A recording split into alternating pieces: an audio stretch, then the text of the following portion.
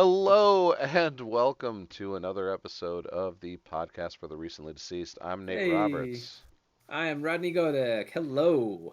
What's and up, we're brother? oh, I'm super tired today. So Yeah. if I'm low energy, I apologize to everyone out there. It's Nah, we'll been we'll a bring each other up. it's been a rough week, and I know it's only Tuesday, but Yeah. Well, everyone's weeks start differently, you know. that's So that's true. sometimes Tuesday is the end of the week for some people. That's true. I do have tomorrow off as my first day off in the week. So. It's Uh, March. It's March. Happy March. Winter Yeah. is ending. Definitely up here, upstate New York. It's been like the lamest winter ever. If you don't believe in global warming or climate change, whatever they're calling it these days, you probably should. Yeah. It's been odd, but I mean, we've got a bout of warmer temps right now, above average, I think, for the season. So hopefully that continues. Yeah, Even though we just got a couple inches last Friday. right. I'd start composting right now if I were you. Also, I feel like This is great timing. I feel like I have to say it. The obligatory save the Ukraine, fuck Russia. All right, here we go. Fuck yeah. All right, episode 11. The Cursed and All the Moons. Two 19th century period pieces. Apparently, monster movies, from the trailers anyway. Hmm. We had a couple connections there. Um, werewolves in The Cursed and vampires in All the Moons. So I definitely liked both of these movies, and I think we're just gonna go right into the play-by-play. What do you think, Rod? Yeah, let's kick it off with that. I think that, when we saw that these were both kind of going to be lining up, where All the Moons was being released on Shudder, I think a couple weeks ago, mid-February, and Curse just came out in theaters a week or so ago. I think it came out the same weekend as Texas Chainsaw, but obviously we prioritized Texas Chainsaw Texas Chainsaw. because, obviously, it's more, um, it was going to get more attention and be more interesting to talk about that really soon. So yeah, it was good. It was just good timing that these happened at the same time, and we wanted to talk about it because creature features or monsters is a great subgenre in horror, and these are fun because usually with them when they come out now, the filmmakers are going to try to do something new or different, or how can they recreate the story because these are stories that are very old that there's not a lot of variability, or maybe that becomes a thing that people talk about where it's like, oh, well, like when what was it, 30 Days of Night came out, it Sure. was like, oh, the fast crazy zombies, and same with like 28 Days Later. Yeah. Just certain period pieces that like they do something unique or new. So yeah, we should probably start with getting into All the Moons, All the and we'll Moons. go from there. Yeah, I mean, also before we start that, yeah, that's obviously a good point. As both of these movies definitely took a turn on like your classic vampire mythology and your classic werewolf mythology. So Right. And again, this is a spoiler laden episode conversation, so please make sure you are watching these films before you listen to our dialogue. But obviously, if you're the kind of person that doesn't care about that and can still enjoy it, then awesome. and be sure to tune in every Tuesday at 8, twitch.tv/podcast recently deceased. And feel free to join in the conversation. Just hop right into the chat. We are monitoring it live. Sweet. So, 19th century, for those of you that do not know, when they say the 19th century, they're referring to the year 18 such and such. Right. It's one behind. And in addition to both these movies being 19th century and both these movies being about monsters, they both jump timelines. So Yeah. we actually have a lot of Is cool it little necessary? Is co. it important to do that? Do we need to know whatever? We'll talk about it. Well, yeah, we'll get to it, but here's another that's another little coincidence on these two films. Yeah, fun. So this movie, All the Moon, starts off in 1876 during the Carlist War. I didn't know jack shit about the Carlist War. Never heard of it. I said, "What is this? Is that Karl Marx? I don't get it." Uh, so I looked it up, and it's just during in Spain this long series of wars. This was like this takes place at the end of it. I think they're saying. Right. So we have an orphanage. Some girls are sleeping. The nuns come in. They gather all the girls together and start praying. You got some. You hear explosions outside. Everybody's scared. The place explodes and kind of collapses in on itself. Yeah, Uh, and the camera's been focusing on one of the girls yep. who's not as tight with everyone doing the readings. I think they're saying the Our Father, if you're Right. familiar with that prayer. Right. And so, yeah, carnage continues to ensue with the war and the bombardments that's happening overhead, and things collapse, and we get to the next morning. I think is more or less She kind of the comes aftermath. to. It's not quite morning, right? She comes to a figure standing over her, and it's a woman with she kind of is dressed like a gypsy. She's got rags and this Yeah, like sort blanket of almost. sort of slap facey type look. Yeah, yeah, sure. you know, Um, and the girl asks for help. And she just says she doesn't want to yeah, die, so she gets picked up. Oh, we should also mention this movie is subtitled. correct. If For that is not your bag, please never watch our show again. yeah, yeah. Like, just get over it and read the fucking subtitles. If you exclude foreign films from your repertoire of filming, you're a jackass. So right away, the thing that I wanted to mention with how this film starts, after watching it, I come to this conclusion, and it's something that I wish I would have been more invested in right away. But this film, the dialogue and what's spoken is very, very important because what we'll see in this movie is that there's not a ton of things happening all the time, and the words that are spoken between characters are really meaningful and impactful if you try to feel the weight or put yourself into that environment. Both of us talk about immersion and how we want to feel that. Early on in this film, it's sort of like a book where you're kind of like fighting to get into, and it's not doing a good job of pulling you in right away. Yeah, And so, I like, I agree. go I ahead. would. I agree. It took me probably about 30 minutes Yeah, in to get hooked. Um, and I was actually taken out twice, and I'm glad you mentioned that because it reminded me of the two times I was taken out. And one of them's right here in the beginning, so I'll get to tell that story here in a few minutes. yeah. So, like, the things that are spoken, Christ, I can't remember. I don't. That's the other thing.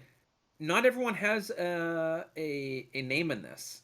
Like aside Right. from the character we're gonna meet later on, Candido, most characters there's no name. It's mother, it's child, it's like the idea. So the Right. child in Even this, the main character, right, it doesn't have a name until yeah, Candido names her. right, right. So the child in this, she says, "I don't want to die," because this robed figure has now taken her and is Yeah, they're in the looking at forest her somewhere. wounds. Yeah. Yeah, they she took her to wherever a cave or wherever the hell it is, Yeah. a house I think, in you would find out that she's living in, and she's looking at the wounds which are grave. If untreated, she's gonna die. The kid is pleading, "I don't want to die." And she asked, but the first thing she says is like, "Am I dead?" Like when Right. her eyes come up, she sees her say something there, and she doesn't want to die. So like you have to consider that because what's gonna about to happen is relevant. The robed figure says that I can heal you, I can fix you, but you need to consent and say that I want you to do this. I can't choose to just do this. This is where like the vampire mythos starts to become unique in this tale. You don't know it from the onset, but you kind of get it because this is 1876. There's nothing that this woman can do that's real life going to heal this girl. So you know that there's a supernatural element, and it becomes pretty quick that the idea of a vampirism is going to be what is going to save her. Right. So you right away you're already coming with your preconceptions of what that means, and now it's injecting with this, and they're kind of twisting it a little bit here. But for the most part, it's boilerplate what you would expect. Right. So she drinks a bowl of, we would assume, her blood, the woman's Yeah. blood, and she comes to, she has no wounds. Her veins are like pumping out of her, like they look, like she's a bodybuilder. They're like bulgy in her Mm-hmm. arm. She obviously feels great. She gets up, and the woman is there to start a conversation about Yeah. what's happening. She even says, "You can ask me anything."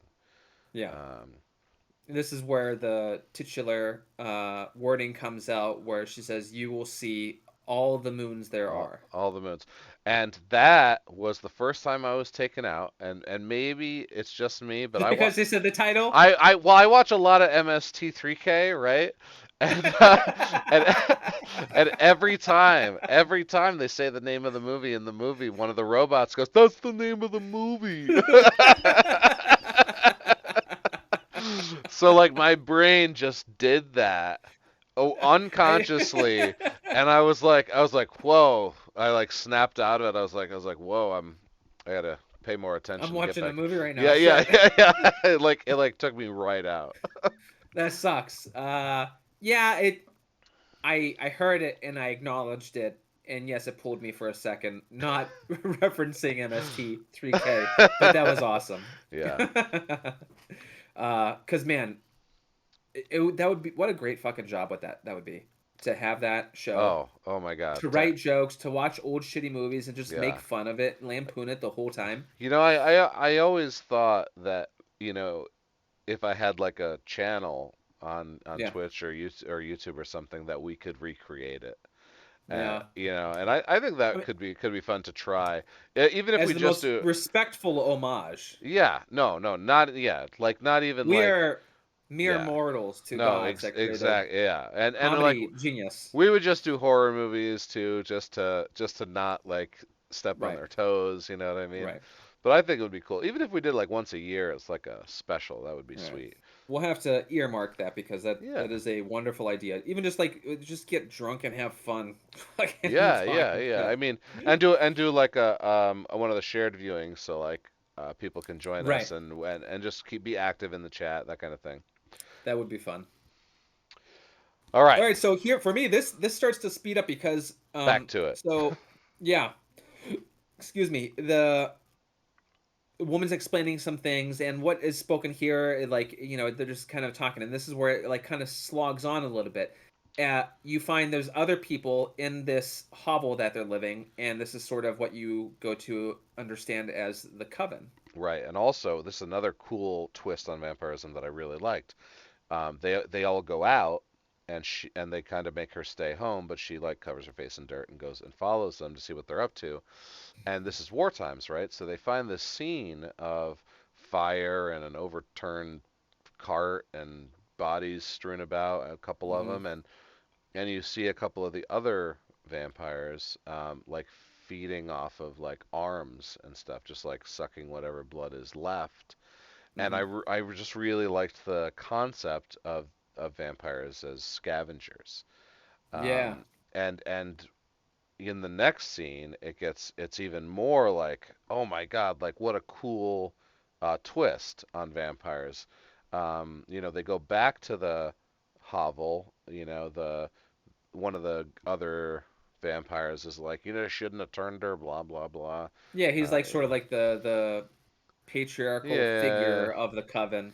Whatever he seems to yeah. be. Like you shouldn't He's have turned the her. Children yeah, are children are a hassle. Women are hard to control or whatever. And like just as soon as this conversation's over, their little coven building gets attacked. And right. this scene was super, super cool. Like they start to burn the place out, so they've got to run out. So she's got to give the mother figure's got to give the child quick instructions. Keep the blanket around you. Don't let them take the blanket. Stay with Yeah, me and just run. yeah. And and they go, and there's like a guy there. He takes a shot. drops one of the vamps. They're like taking the torches to their blankets. You hear them yelling, "Grab the blankets, pull the blankets," Yeah, because it's now it's morning, right? like a Frankenstein type situation where the villagers are Yeah, yeah, at the gates. Yeah. yeah, and they come down with torches, and it was such a great scene, Hmm. beautifully shot. They run to this ledge. The girl like kind of just falls off the ledge. Her blanket gets caught on a branch, and then the mother gets shot, and Yeah. then it kind of cuts away. Yeah. So Uh, this was another really cool twist on vampires, right?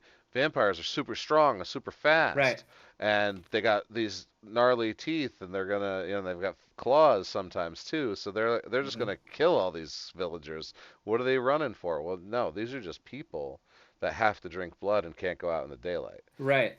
As far as we know, Right. as Yeah. You're not seeing them be like superhuman strength where they can right, terrorize and hunt and tear apart. The sunlight is obviously the issue. The need for blood is the issue, but any of the other things are not really a part of what they're doing yet that we right. see. Uh, it's funny that we talk about this conflict scene as being really well done and like draws you in. Uh, Another parallel to The Cursed. We'll get to Yes, that. and we'll get to that. Little bury that lead Yeah, because yeah, fuck because yeah. wow. So here comes the first of two time jumps. Right. Okay. Well, Soon, soon soon. so the mother character definitely thinks the child's dead because of the blanket, right? You can see it in her face before she gets shot. We're gonna Right. so as the viewer, we're gonna be like, oh, okay, well, she's not gonna go looking for her, Yeah. Yeah. and we It's a find out very steep soon. cliff. Yeah. Yeah, we find out very soon that she doesn't. Um, Right. so So yeah, she the girl wakes up. she was buried under the snow that she fell into, Right. so Yes. which kept her safe from the sun. And Hmm. it's nighttime now, and she kind of just pushes herself out of this snow whatever embankment that she fell into, and that's where she finds the cave, correct? Hmm. Yes. And I think we jumped to 10 years later. Yeah. Uh, so here's the thing where I'm trying to remember now because I was like, well, wait a second. I think that we spent some time with her in the cave Before it jumps, yeah, yeah, yeah, before it jumps because what she's and this is important and it's significant because you can see her. It's just I didn't take a lot of notes because not a lot is happening here. But what's important and the only thing to take away here is like she's taking time to catalog her time there by drawing the moons. The all the moons you're gonna see all the moons. So she's like remembering the mother figure, drawing moons, drawing moons, drawing moons, the different phases of the moon, the placement of the moon. She's in this cave, Wilsoning all of these cave paintings of a moon oh on yeah, the walls. And so then, yes, at some point here, and she's upset. She's inconsolable. She's just like wasting away. It doesn't feel like anything's happening, but she doesn't know what to do. She can't go outside. And so yeah. There then was it some jumped good, yeah. 10. There was a couple good lines before they got separated where Um, the mother promised she'd be with her forever. Yeah, yeah, She said I've never had a mother before. They kind of cuddled, fell asleep together, kind of mother daughter bonding. So yeah. they might have only had a day or two together, but And I she think that do they say right then that you can only do this to one other person? to one person, yeah. You only Yes, get and yeah, so she has imprinted and caused is willing to she wants to do this to this girl. yeah, So for the mother to have done it, it's very very important. This is the who she chose to impart this gift of immortality to. right. So yeah, so it jumps 10 years now, So and now the cave it's is covered in moons. yes, it all over, and it takes a little bit of time, but this is where they start to she starts to become if she's just playing with the sun or uh, angry and wanting to inflict pain on her to herself, but she starts to leave her hand longer and longer in the sunlight and lets it burn. Yeah.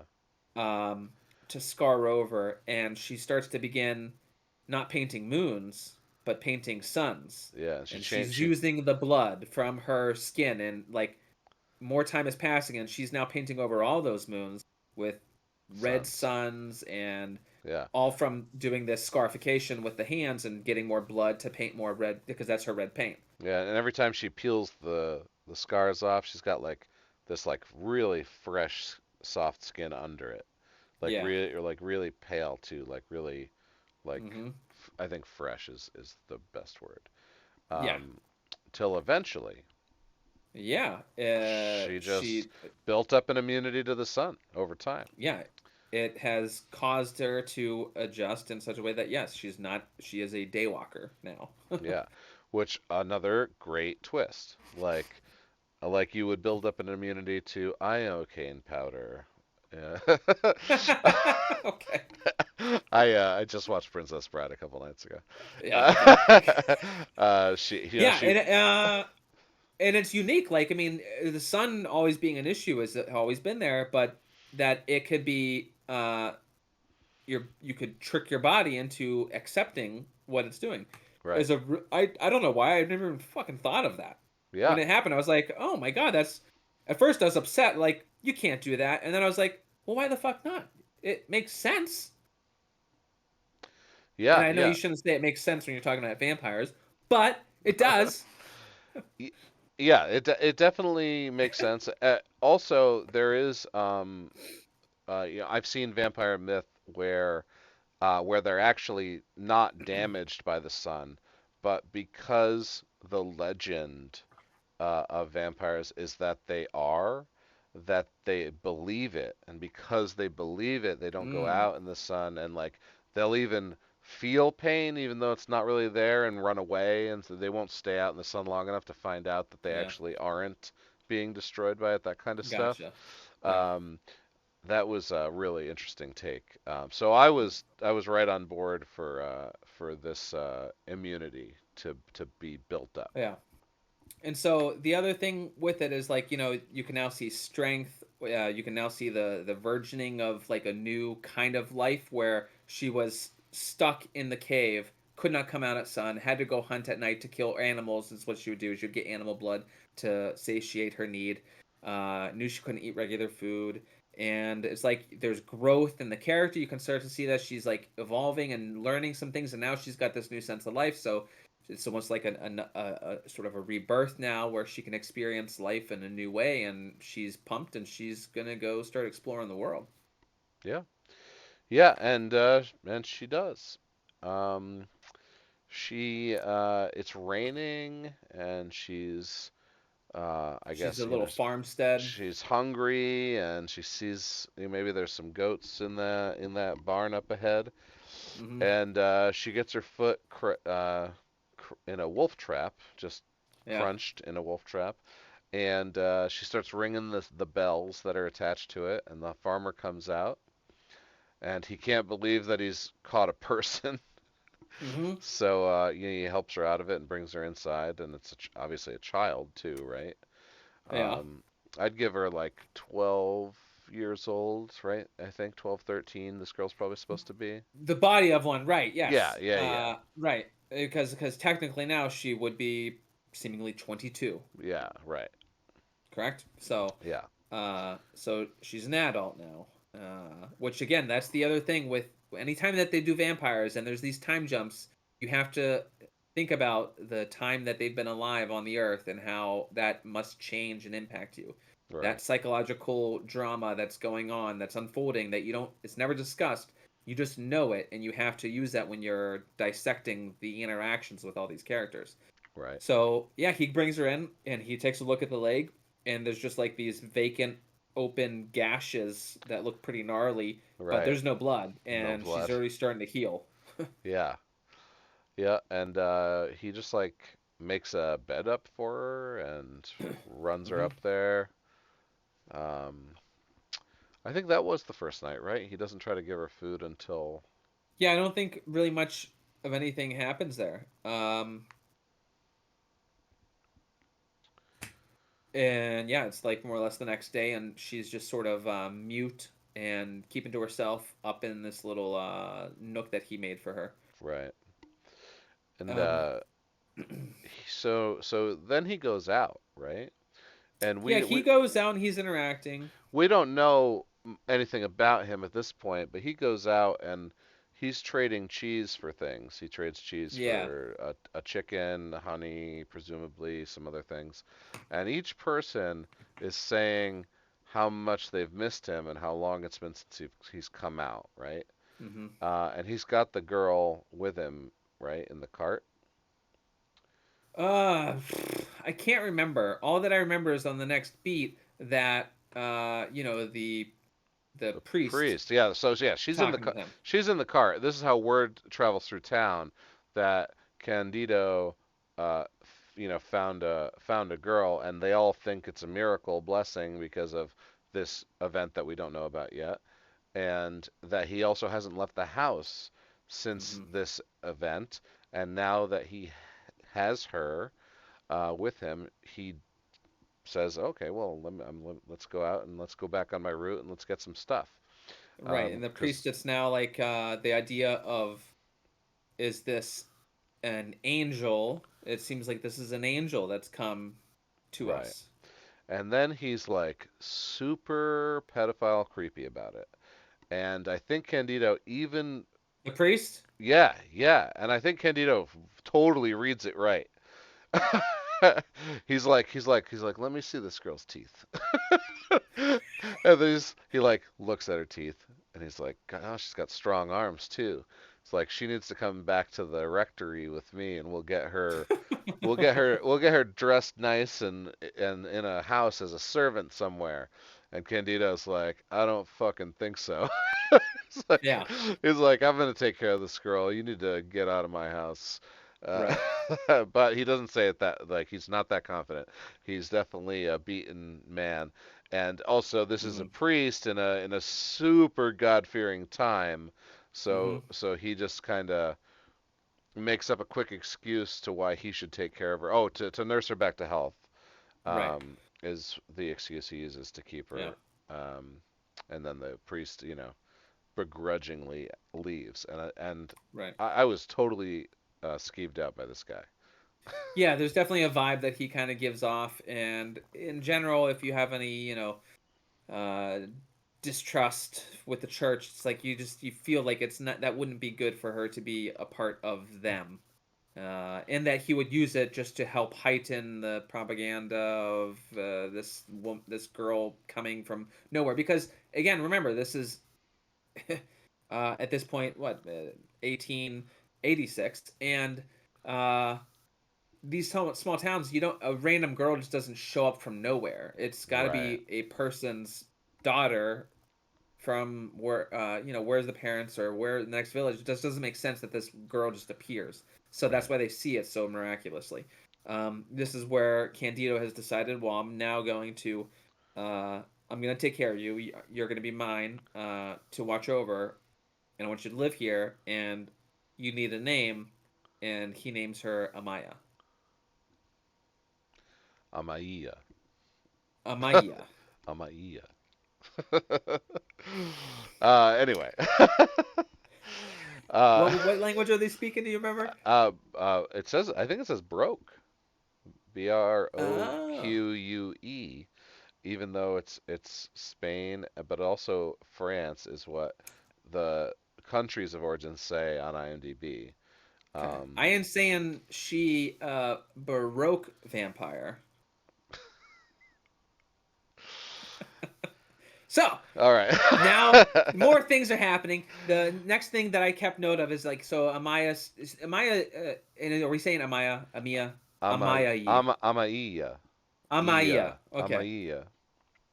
So the child is now inspecting the house, and this is for me where I started to connect more. Takes a little bit of time, but like having children for me clued me into it didn't clue me in, it's just that it opened up a part of my heart when watching this where I started to really fall in love with the relationship between the father and the child. And so she's like the thing for me that really started to trigger it is she's walking through the house and she's seeing hash marks on the door jamb that show growth of a child, Right. and this child's not around, and so you're left to understand that this is a child that he had that he no longer has because Right. it's not around. And so I'm already like now I'm like connected and interested in this relationship, but I'm also have such anxiety pangs about it because this is a vampire. This girl is never going to age, and at some point, that love that might be blooming or budding is something bad and worse could be happening because of that, Right. or it could just be that much more heightened and upsetting when things come to pass that this is not the life that we thought it was going to be. Sure.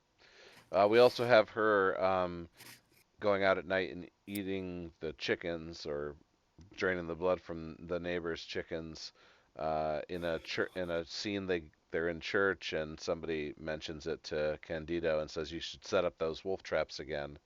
Yes. Um, Also, this is where this first church scene is where we are introduced to our next character. Um, she takes Holy Communion, the body of Christ, and holds it in her mouth for the rest of the service, and Which I run. don't know about you, but I did that too. I didn't like chewing it. I just let it sit uh, there. So I was like, yeah, you know, I'm gonna. I don't. I want to eat something, and this is the only food I'm getting, so I might as well like savor it.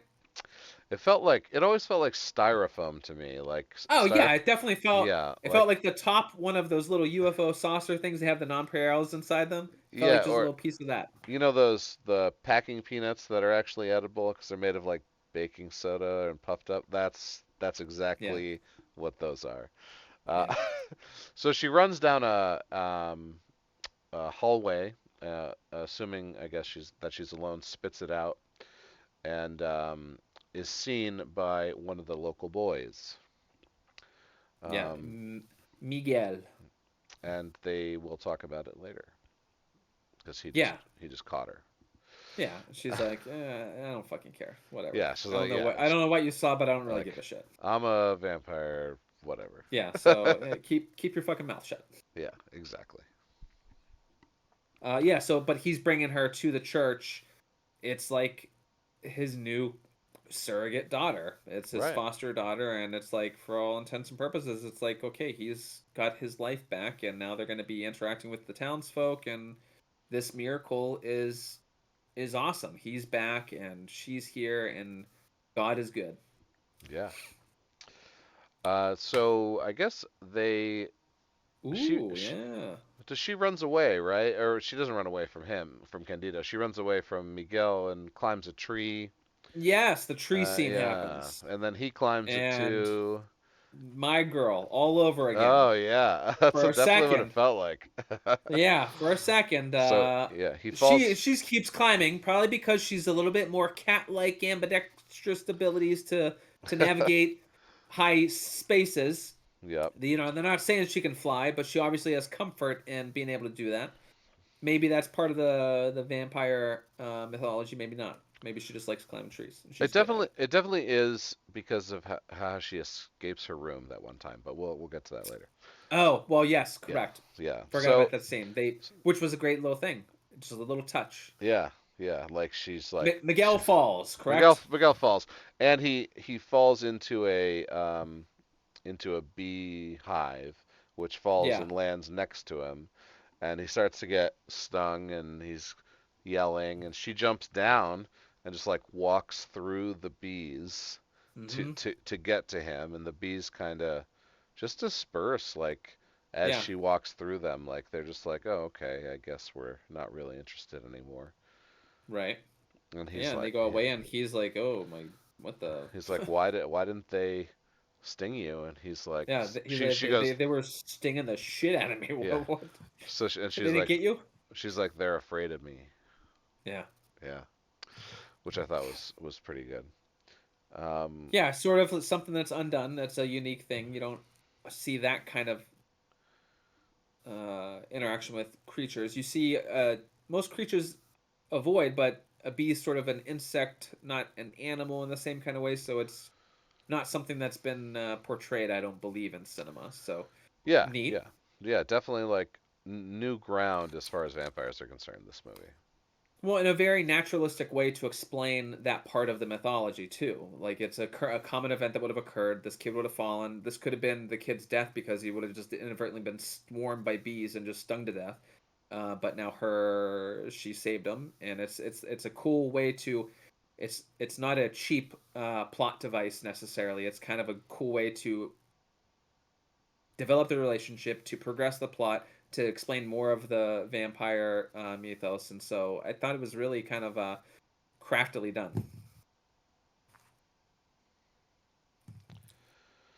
So these two were gonna start hanging out. Mm-hmm.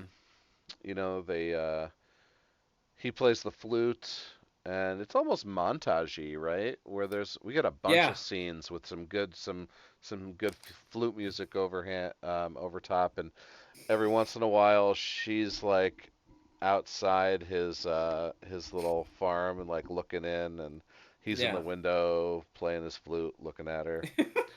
Uh, It's sort of like there's a courtship going on, and yeah, again, this is a 22-year-old woman in the in the body body of a of a 12-year 12-year-old. old. Yeah, And again, these themes were much more prevalent in Let the Right One In, but the idea of pedophilia and this attraction or this love and what it means to have emotional love versus physical love. There's all these weighty, touchy subjects that you're always rolling around in your head because you like this happening, but you know. yeah. Yeah, this guy's it's a fine character to be a friend, even to be a love interest for kids. He's not a teen even. He's maybe a year or two older than her. Maybe four. I would give him 14 tops, right? Um, Right. so we're totally fine with this romance. Um, Um, yeah. So, yeah, he continues. Oof. Hey, I am gonna need to maybe stop for a minute. Sarah gave me a text. There's a emergency I have to take care of. oh, Okay. sure, absolutely. I apologize. So No, sorry, folks. totally I gotta fine. run. All right. Well, we'll either continue tonight or some other time. All right. Okay. See you, dude. Later. Hey, welcome back to the podcast for the recently deceased, episode 11, part 2. Part deux. Part Part shots. part Part deux. Is that the deux. only movie to include things as part deux? Part deux, I think it was, Remember right? Hot Shots Hot Part deux? Shots? Hot Shots Yeah. part deux. Yeah. It Yeah. was great. Charlie Did you Sheen. did you hear that they're remaking Hot Shots? Or not Hot Shots, Uh, what are they Top remaking? Gun. Naked Gun? Naked Gun. No. Oh, Yeah, who? with Why? Liam Neeson as Leslie Nielsen Yeah? and Leslie Nielsen's character, I feel and bad. I kind of thought he might have died already. playing playing Detective Frank Drebin, and Yeah. the OJ. Right. OJ. OJ. The critics are already calling it the end of Liam Neeson's career, and I don't even Yeah. think they've started shooting it yet. They just like announced I'm it. sure OJ is available Yeah, if they yeah. want to bring Nordberg, right? Nordberg. Nordberg. I don't know if Yeah, is he's it Fred Griffin or Frank Griffin was the other guy? I can't remember his name. yeah, I can't remember. Yeah, he's got to be dead. He Uh, was older than Leslie Nielsen back when. Well, maybe he wasn't. They both seemed old. But Leslie Nielsen movies, like the spoofs that he did on all of the mystery thriller things that were going on, like the Fugitive spoofs, Spy Hard, was that one of Spy them? Hard he did, and Wrongfully Accused is my Oh, favorite I don't think I've seen because Wrongfully Accused. the my favorite part about it is the train scene when Harrison Ford's jumping out of the train to escape the bus accident. Uh, they spoof that where he's like got the shackles and he's running through the woods. Leslie Nielsen is, and the train jumps the tracks to track him down and follow him. So he's running through the woods looking back, and there's a freight train with the headlights just always on him. And there's this great beat where he thinks he's evaded him, and he's just behind the tree, and he looks behind the tree, and then you just see a tree, and then you see a it's a freight train that leans next to the tree and looks at him. It's so That's stupid. It's great. Oh, that sounds good. It's That's really good. I It's yeah, yeah, I do love that style, the Zucker brothers style, or Keenan Ivory Wayans. yeah. Those two were the best at it. Anybody else, those weren't the good ones. The good ones were the Zucker brothers and the Keenan Ivory Wayans ones. Yeah. Okay, No. all Let's the get into it. moons, all the moons. We were not wrapping up, but we were getting close to the climax there. So uh, Mm-hmm. we're gonna start off with another church sequence.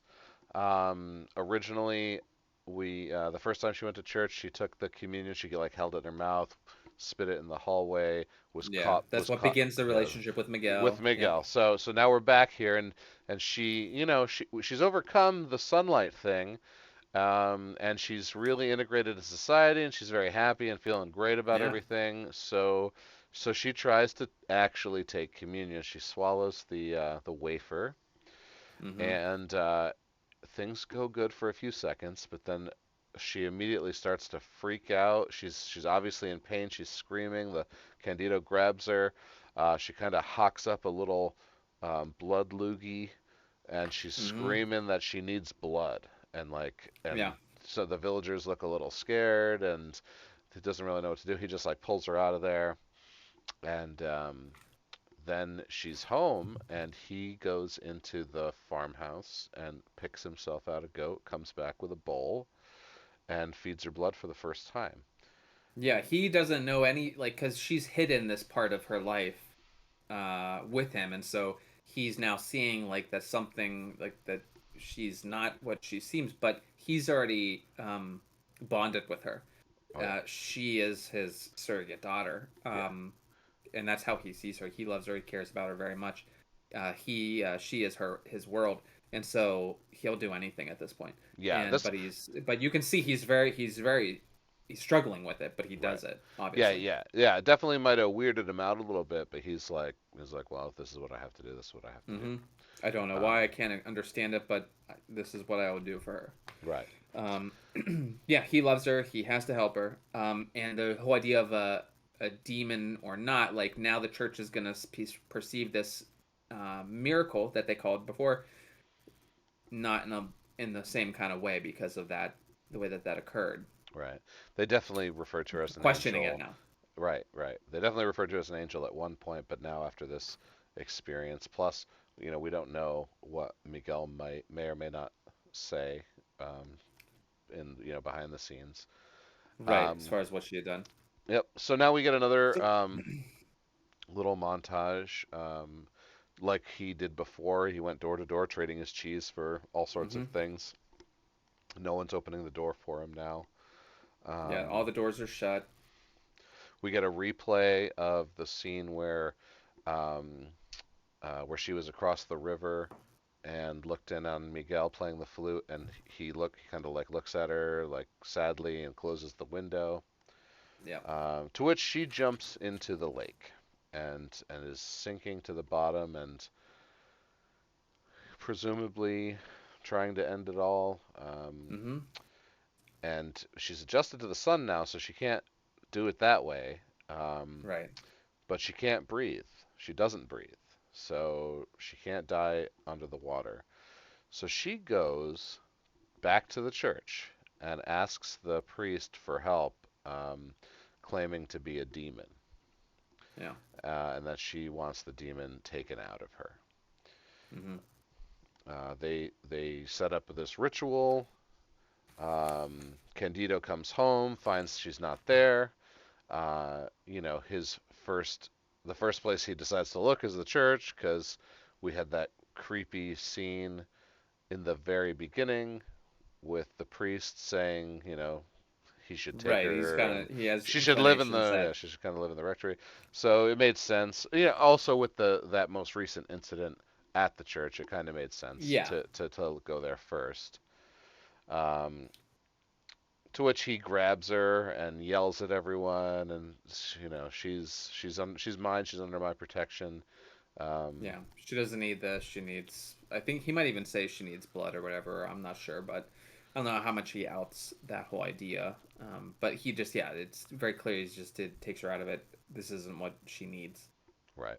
This won't He help her. Yeah, they get back to the farmhouse. He starts packing them up to go like really quickly. He might have even not packed enough or wanted to pack more, but he Mm-hmm. sees in the distance. Oh yeah, before they leave, or as soon as they leave, the priest looks at one of the nuns and is like, "Get the men." Uh, Mm-hmm. so he looks up and he sees a group of the townsfolk come over the hill with torches. Another very Presumably pitchforks. yeah, yeah, another very Frankenstein moment, which we had earlier in the film. Yeah. Um, and so he just throws I think he throws a torch into his barn, and Mm-hmm. they take off. Uh, to which it just like fades right to Yeah, fade to black and to 1936, the dawning of the Spanish Civil War. right. Candido's very old. Amaya looks exactly the same. Yeah. Um, they're just having a conversation at the dinner table. Yeah. They're just Um, talking as just normal life. Obviously, they found some refuge and began a new life. And this is where, like, obviously, with the way that the movie does this time jump, you kind of are led to believe that, okay, and obviously his life is nearing its end. And that's how they kind of present it too. And it happens pretty quick. They're doing normal day to day stuff, but yeah, he's on his deathbed more or less in right. another moment. And they're just, looking into each other's eyes and enjoying the time that they had, and how grateful he is to have had her as part of his life. And she's just so crestfallen is an understatement. She's so emotionally broken by the fact that she couldn't grow and have this importance to life, this meaning where things have a beginning, a middle, and an end. She got to see other people have it, but she doesn't have it. She's just destined to never get to experience a finality or a conclusion to things, and it's just open ended and it's miserable to her. She's very, very sad. Um, and I don't remember how she that happens, and she has to sort of like just start venturing on, or Yeah, I think she just kind of chooses to go back, or maybe there's like the planes flying overhead. So mm-hmm. one way or another, she definitely gets driven from that little home in the woods there. Right, And, yes. There is the planes overhead because she starts to go into the town to interact with the village after the bombardments have occurred. right. Correct? Yeah, yeah, and it feels a lot like the beginning of the movie when her Mm-hmm. town was first destroyed from the Carlist War. Yeah. So she's it's dead bodies everywhere. She doesn't see any. There's no real movement. She finds like a transport vehicle and Yeah. hops inside, and there's a wounded soldier, and he recognizes Amai as she hasn't Yeah. changed a day, and it's Miguel with a stomach wound. Mm-hmm. So Similar arguably, to her whenever she was yep, turned by her surrogate mother. yeah. Uh, they have a short conversation where she offers to give him the gift that. Well, hold on. He Go ahead. She also offered it to Candido while he was dying, and Candido said he didn't want it. Mm-hmm. Um, which I And thought was, yeah, we kind of glazed I over think it. that, yeah, that's unfortunate. Because yes, she doesn't want to part with him, and he is the one to say Yeah. no.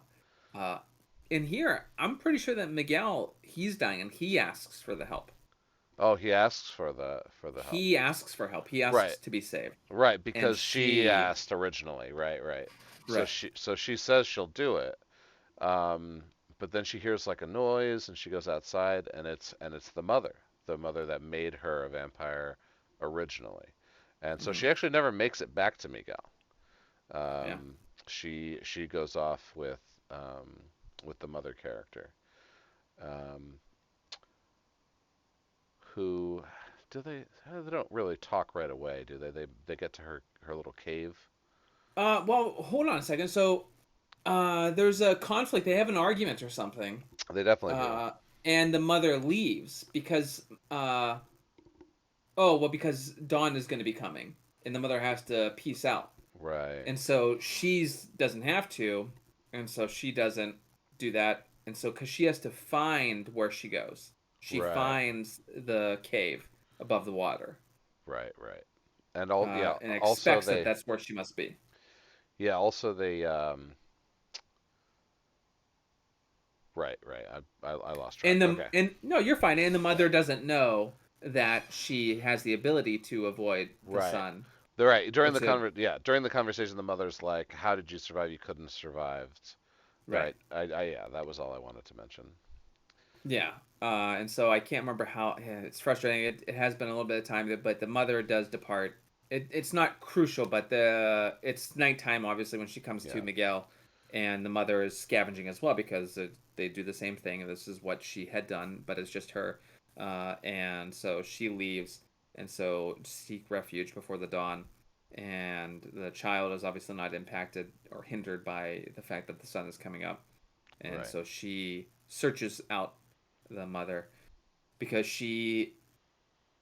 has been she's now had this she's lived a life with this father figure without her, and she regrets her choice, so she's gonna go talk to her, and this is the conclusion, the conversation that they have, and that's more or less what she's presenting to her, that she regrets that she said that, and she implores her to take back the wish, and she mentions how it was offered with a kiss, that a kiss could set her free from this sickness or this Right. whatever this vampirism that they have. Right. And this is also another interesting choice for the vampire mythology they chose to incorporate. Um, how? Okay, so we're at the cave. We're talking about the conversation, right? Yes. And um, she's basically begging to be released, and they kind of walk together out onto this ledge where there's obviously sunlight, and the skin starts to burn on the mother character, and she gets fully out in there, and it just fully erupts, and that's what we expected, right? Um, Yeah. But so there was a cognizant decision like where oh, she does the mother knows that she can't, but she's willing to follow her right. She out definitely there. chooses to do this, right? Like Mhm. it's Yeah. she's not being pulled Yeah. out, forced out, yeah. No. So it is a very like beautiful moment cinematically too. Like this Mhm. scene, they took their time um, with the with the burning. Uh, Yeah. now, obviously, also a very emotional moment for Amaya. Now she, um, jumps or falls Yeah, she falls backwards, I think. off the ledge, and Yep. maybe not expecting to survive it, or maybe also because she knew that she wouldn't that she wouldn't die. Um, Hmm. she falls into the water, and now she has this shock of not being able to breathe for the first time. So the vampire mythology part of this is that if you kill the creating vampire, the curse is broken on the childer, right? Hmm. So that I thought was really neat. That they did give her mortality back, Yeah. and also, And go ahead, yeah. go ahead. No, no, no. Go ahead. There's this great scene when she falls into the water. Um, did you remember the blood splurt? Like when she's twisting in like a No, almost a fetal position when she lands into the water, and she kind of it no. it was um so she's like 12 years old, right? Um, Yeah. for me, and if you go back and watch it again, Yeah. it's almost as if she has her first period, Yeah. her first menstruation Yeah. in this water sequence. Really? Yeah, and I think you'll agree with me if you watch it that is what That's happens. what they're trying to convey. So Okay. so that I didn't happened. catch that. Oh, it was the positioning of it and Yeah. the way that Okay. it happens. Um, it. I'm trying to not be gross here because I don't think it was gross. I think it was like Right, but it was one of those like things a where you're like, blunt thing to say, and you're talking yeah, about it like it's yeah, a little yeah. bit No, awkward. it's I very get it. yeah, yeah. So And she's a child actor, so it just r- feels weird. yes, no, exactly, exactly. But if you when you see it, you're like, oh, okay. And then so she crawls onto the shore, coughing and catching her breath. And is that She's it? she's She's born alive. again. Yeah, Yeah, yeah, she's yeah. born again. She's on the shore, and she's just staring at the sunrise and this beautiful lake, pond, whatever you want to call it. And she knows that she has mortality. And the parallel for me that was the most impactful to this moment is that the symbolism of her falling.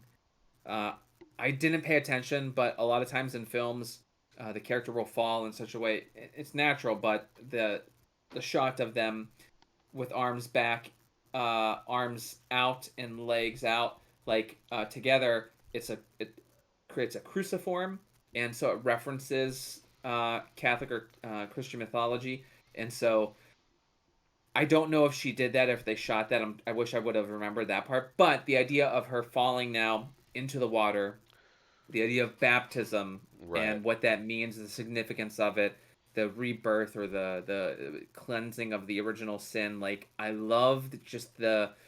It's not heavy-handed.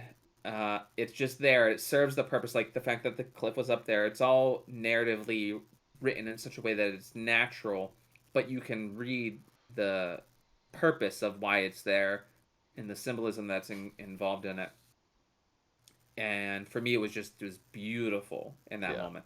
And I love the idea of having this positive, uplifting, spiritual type ending of her going on and living a life with more meaning and purpose. Uh, it was a perfect way to end the movie for me. I totally agree with you. I think this movie was excellent. I obviously not too heavy on the horror, but Mm-hmm. give me a nice drama with some vampires in it. Sure, it was great. I give it a solid 7, and I will absolutely be watching this movie again very soon, actually, to show it to some people. So Yeah, yeah, I agree. Seven's accurate. It's not something I'll watch rewatch a ton. I will want to probably show some people it, or if it is on and the moment is right, I'm like, yeah, we should definitely see this. It was really cool to see the new notes that they included in the vampire mythology, the things that they honored, the things that they did a little bit different, and it's these kinds of vampire stories are they're necessary because you can do over the top ridiculousness that is fun to watch. You know, like things that we grew up with, like whether it's Lost Boys and things similar to that. I just watched Near Dark recently. Have you ever seen that one? no, It did not get a lot of attention. It's sort of a cult classic now. okay. It's odd. It's a very dark vampire movie, and it's more or less the cast from Aliens with Oh, the like droid dude, Lars, or Lance Henriksen? Lance. Yeah, he's the leader of the coven. Bill Oh, Paxton Bill Paxton. and the mean chick from Aliens. What's her goddamn name in the movie Aliens? Vasquez? Uh, yeah, Vasquez. The three of them are. It's like funny because it's them. Oh, that's They're the leads awesome. of the vampires in this movie. Oh, It's that's just dark, fantastic. That sounds but it is great. cool. Lance Yeah. Henriksen, So I almost watched Pumpkinhead last night. I fucking ah love the first Pumpkinhead. Dude, that movie's yeah, so good. it's fantastic. It's such a tragic story of the dirt bike racing and the kid. It's yeah, too Yeah. bad. So anyways, there's over the top in your face vampire stuff, and then there's like the newer takes people take on vampire storylines, and this is like one of them.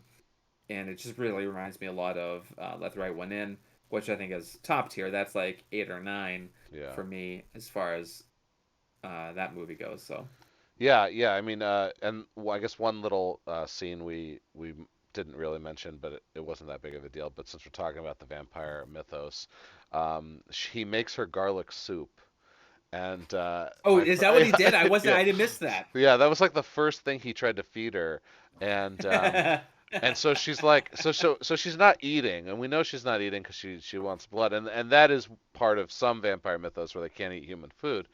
Yeah, But you gotta wonder if she's not eating it in this moment, because you don't know, they haven't revealed a lot about her yet, and it's still kind of early in the movie. If she's not yeah, eating it because of the garlic, or that's it funny. was I a didn't nice little realize that. subtle like, Yeah, yeah, that's cool. All right. okay, Well then, so yeah, we recommend. So let's definitely, segue into our second film, The Cursed. This the is the cursed, touted from the way it looks, trailer and other flavors, where you think, okay, this is sort of a werewolf tale of sorts, right, and and part of why we're doing a double feature, creature feature yep, episode. also, where all the moons took a lot of not liberties, but like reinterpretation of Yeah, vampirism. The cursed, artistic license they artistically, call the cursed did the it. cursed did the exact same thing with we'll Yes. call it lycanthropy as the Ooh. as a disease, right, or whatever makes a werewolf in your Yeah. mythology. So the curse has definitely its own version, and it was good. It was good. The changes they made, the way they wrote it, was good. So here we go. Cool. So this is a period piece, and so as such, this follows that same rule where it's like we got to make sure we tell you when it's fucking happening. And this one starts off in. This was a weird start. Starts in 1917 during such and such war. There's a war going on, and they're in the trenches, and you Right. just see characters in the trenches, and they all the there's a captain coming through, and there's all the soldiers wearing their eye goggles and their masks, and captain gets up to it. There's flak bombs, smoke bomb type things going off, and there's a descending cloud of disgustingness that's falling onto them. And the captain puts on his mask and respirator, and these are not good masks. Yeah. These are pre-COVID times, folks. Yeah. These are not going to help. It is World War I for anybody who Okay, is curious. my apologies. That's okay. I couldn't tell, and I feel like I was saying that to myself, and I was like, "Is," but then I was like, I think I got confused, and I didn't want to misspeak and say it was World War I because I was thinking about the other one, which was goddamn Carlist War, and I didn't want to Carlos, sound too and then stupid. the Spanish Civil War was Yeah, how it so it's ended. like, what Yeah. the fuck? These movies are so similar, and you watch them together, and you're like, wait, which one was which? Yeah, it's very true. That's what happened. Both good movies though. So here we go. Uh, the poison gas, whatever it is, and I don't know what they used in World War I. I'm not a history buff. My Right. apologies. Uh, and cut to the on-field ORs that are occurring. You just see people obliterate. Oh well, the gas comes and then the whistles blow. They come out of the trenches to go after the enemy lines to charge, and they're just getting mowed down by a machine gun, which was just there's attrition. There's just mass casualties in these conflicts, world wars in general, and specifically here. And so, cut to the OR field operating rooms tent. You just see someone coming in as the captain, and there's people that are on tables, or stretchers, gurneys, whatever you want to call them, getting operated on. You see gruesome leg getting sawn off because you got to amputate this foot. They throw it in a bucket. There's like 5 other feet in this bucket. Yeah. It's disgusting. Yeah. It's just the brutality of war. And so they get the captain onto the operating table. Why don't you take it from there with him? So he's on the table, and there's some bullet holes, and Mm, there's 3 bullet holes yeah, in his abdomen, 3. and so he's got to go in there, and he gets the first one, then he gets the second one, Then he gets a piece of shrapnel of the third one. Then he goes Mm-hmm. back in. He's like, I got to go back in. He goes right back in, and he's like, there's something in here blocking the other half of the third one. And he pulls out. He does pull it out before we go back, right? Yes. Yeah, he Yeah, pulls out. yeah. So he pulls out a giant uh, silver bullet. It's just a huge one, and Yeah. then it cuts like immediately to 30 years ago. Yeah. And I was like, what? Like, what? Yeah, Okay. right. I'm like, Yeah, weird.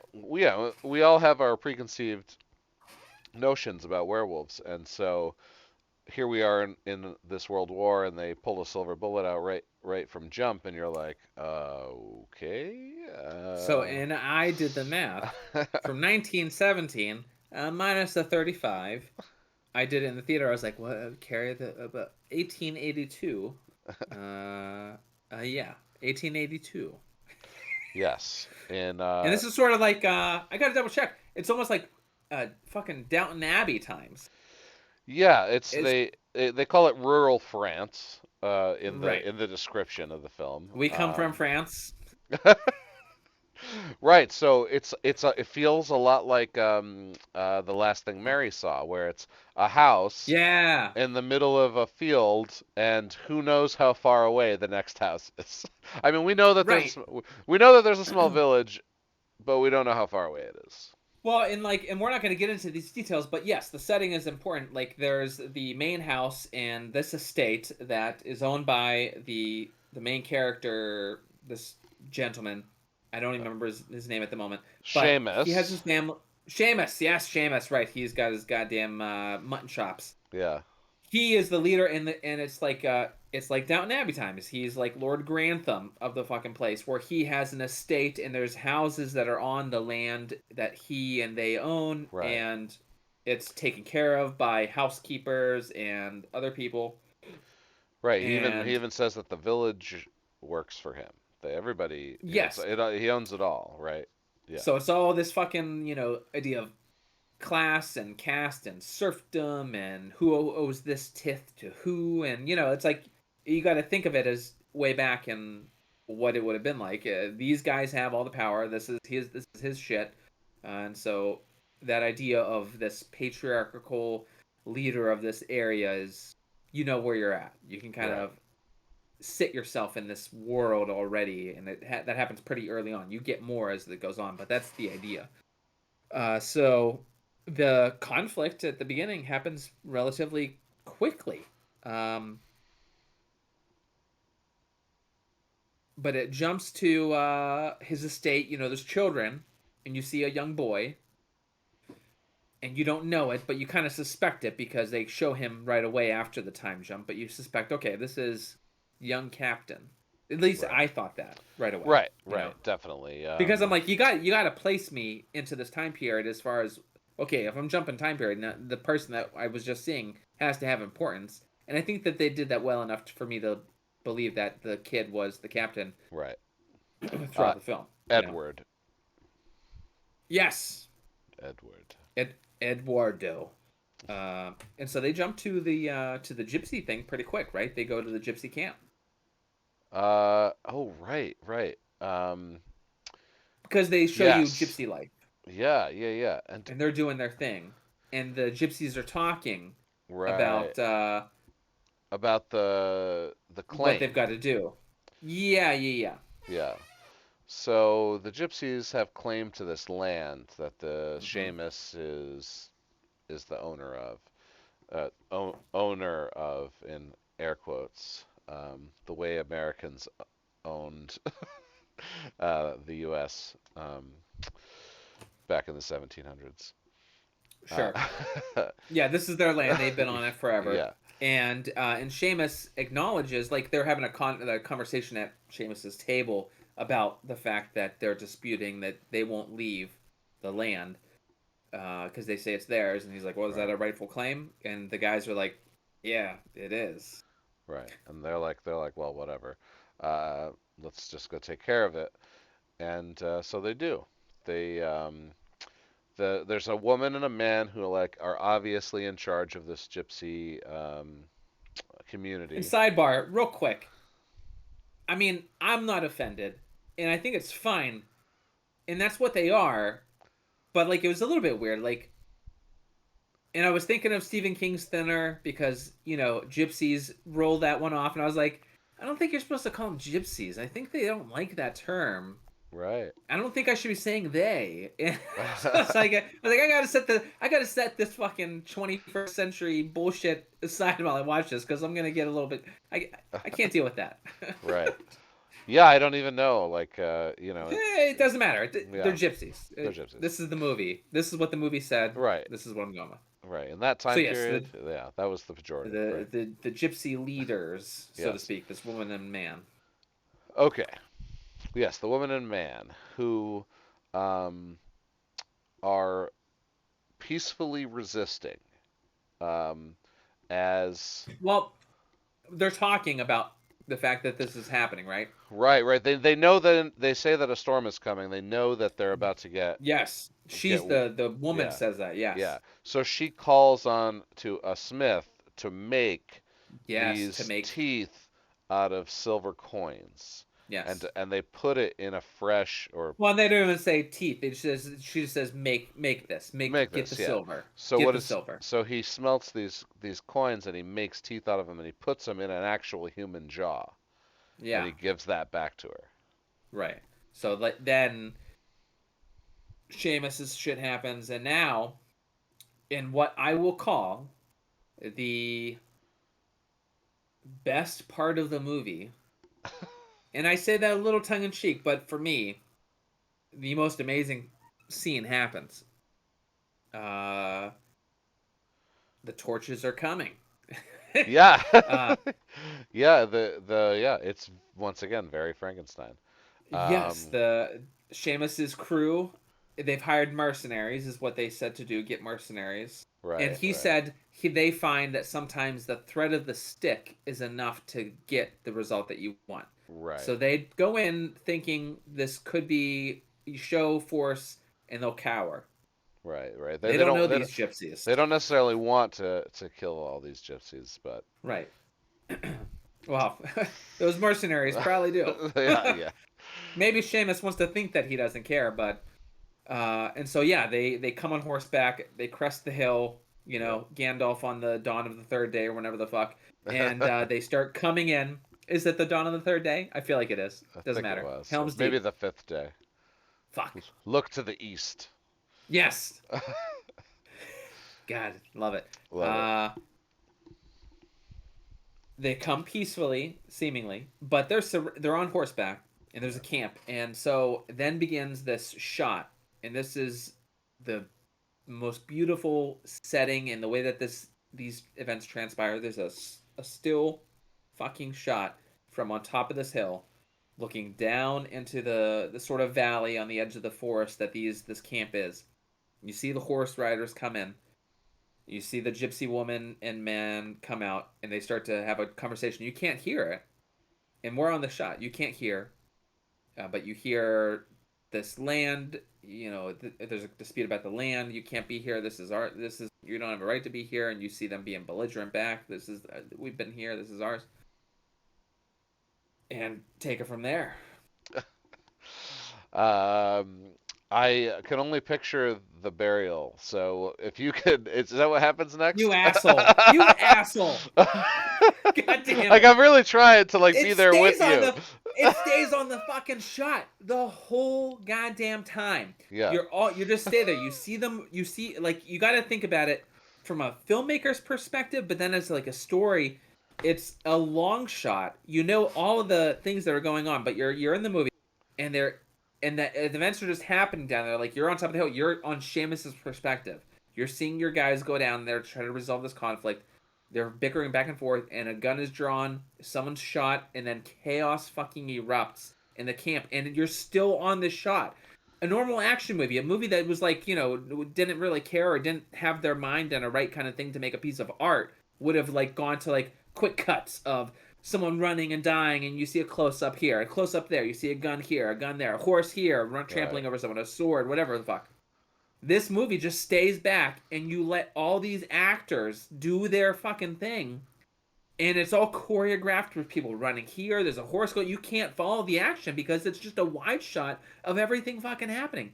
And for me, when I saw this, Nate, I was like, "Oh my god!" Yeah. This to me was like, I've never seen this. I can't remember when I've seen this, and it was amazing. Right. I was just soaking it in, and I was just blown away that they made that decision because that is not something to take lightly. That's a very serious departure from how most films are shot. Right. And I should, to me, that was like, yes, I was so excited, uh, and I just couldn't let that go. I Well, loved it. thank you for bringing me back now that now I see can see it. Yeah, and it never moved, and I was like, Yeah. they're not gonna change. It's just gonna be like this, and like the starkness of it, like you feel the disgustingness of it, Right. that you know how icky it is, and that you know that this happened a ton. Oh, It's sure. like a scene from Dances with Wolves or Last of the Mohicans where there's a native culture and there's fucking, you know, civilized European whites that come in and just, this is mine, Right. you know, and it's tragic. Obviously, I'm not trying to glamorize that event, but it's like it's graphic and it's brutal, and I think that the way that they shot that to make it so voyeuristic way, I think was really awesome. It felt dirty watching it like that. Right. So All right. I really liked the next scene Yeah, yeah, where yeah. they have the woman and the man who were the leaders, Yeah. and they're trying to figure out what to do with them, and they're kind of talking. There is some dialogue here. It's like it doesn't really matter what's being said because she's basically cursing them this whole time, right? Yeah. And you She know says, "We will poison your sleep." I remember right. that line. Right. And you know, basically like you're not making it any better for yourself, lady, and she's just like, "Fuck you." Yeah. And so to really get at this woman, they decide to torture and kill the man first. Mm-hmm. And they put him up as a scarecrow, Yeah. which was so cool. I think they cut his hand off too, Yeah. and like And his it was feet. They and cut his off every fucking yeah thing because they stuffed straw in it yeah to make him a fucking scarecrow. yeah this and it's so brutal and graphic and not CG.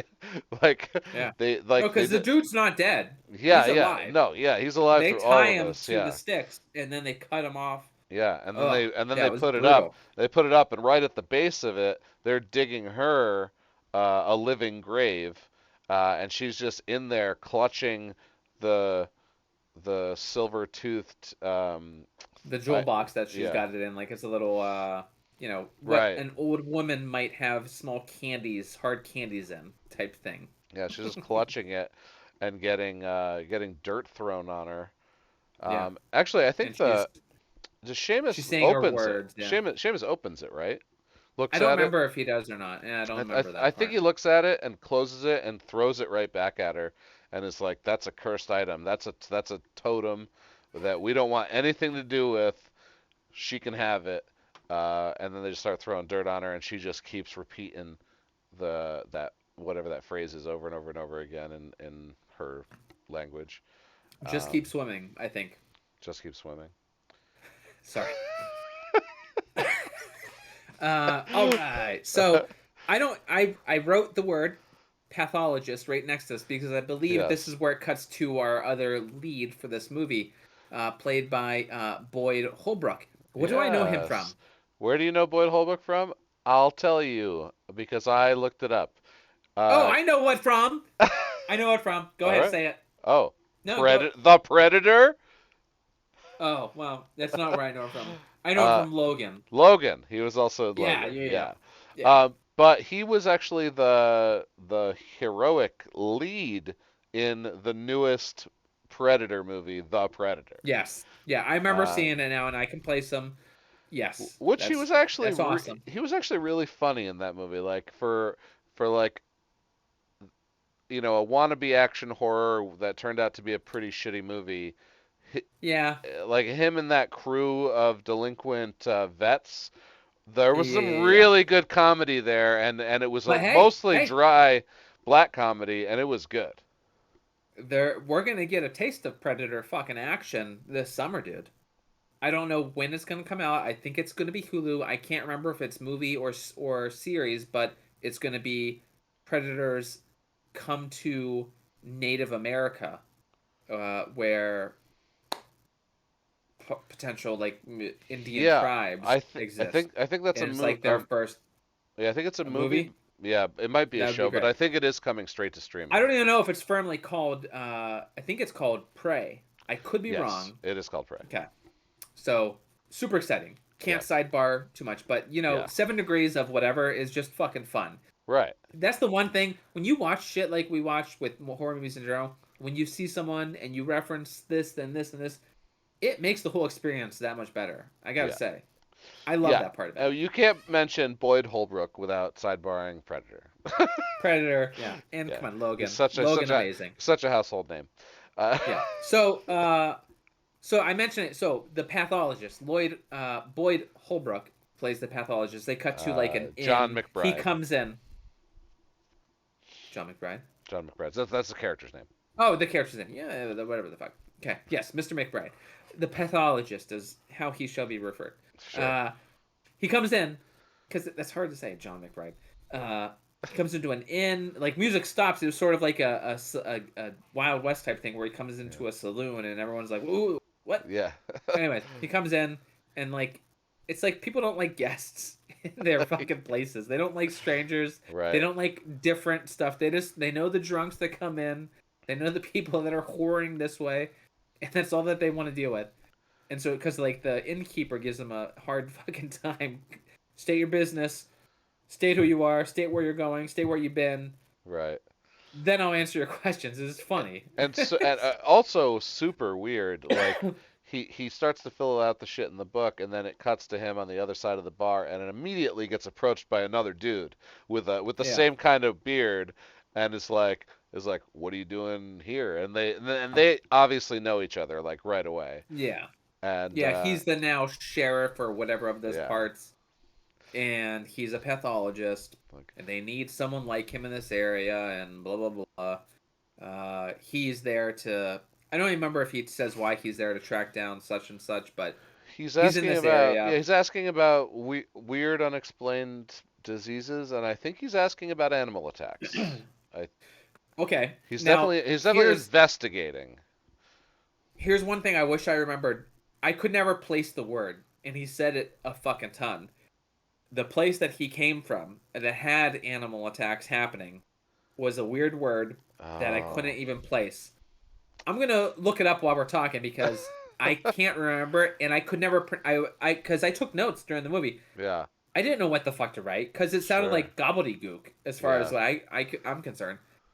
I want to remember what it actually is because maybe it's a real place, maybe it's not. right. So Oh, all right. So let's go back to the house, the main house, okay, Seamus's house, okay, and and let's briefly mention briefly. You kind of see a couple shots, and I think it's here, but it might not be here.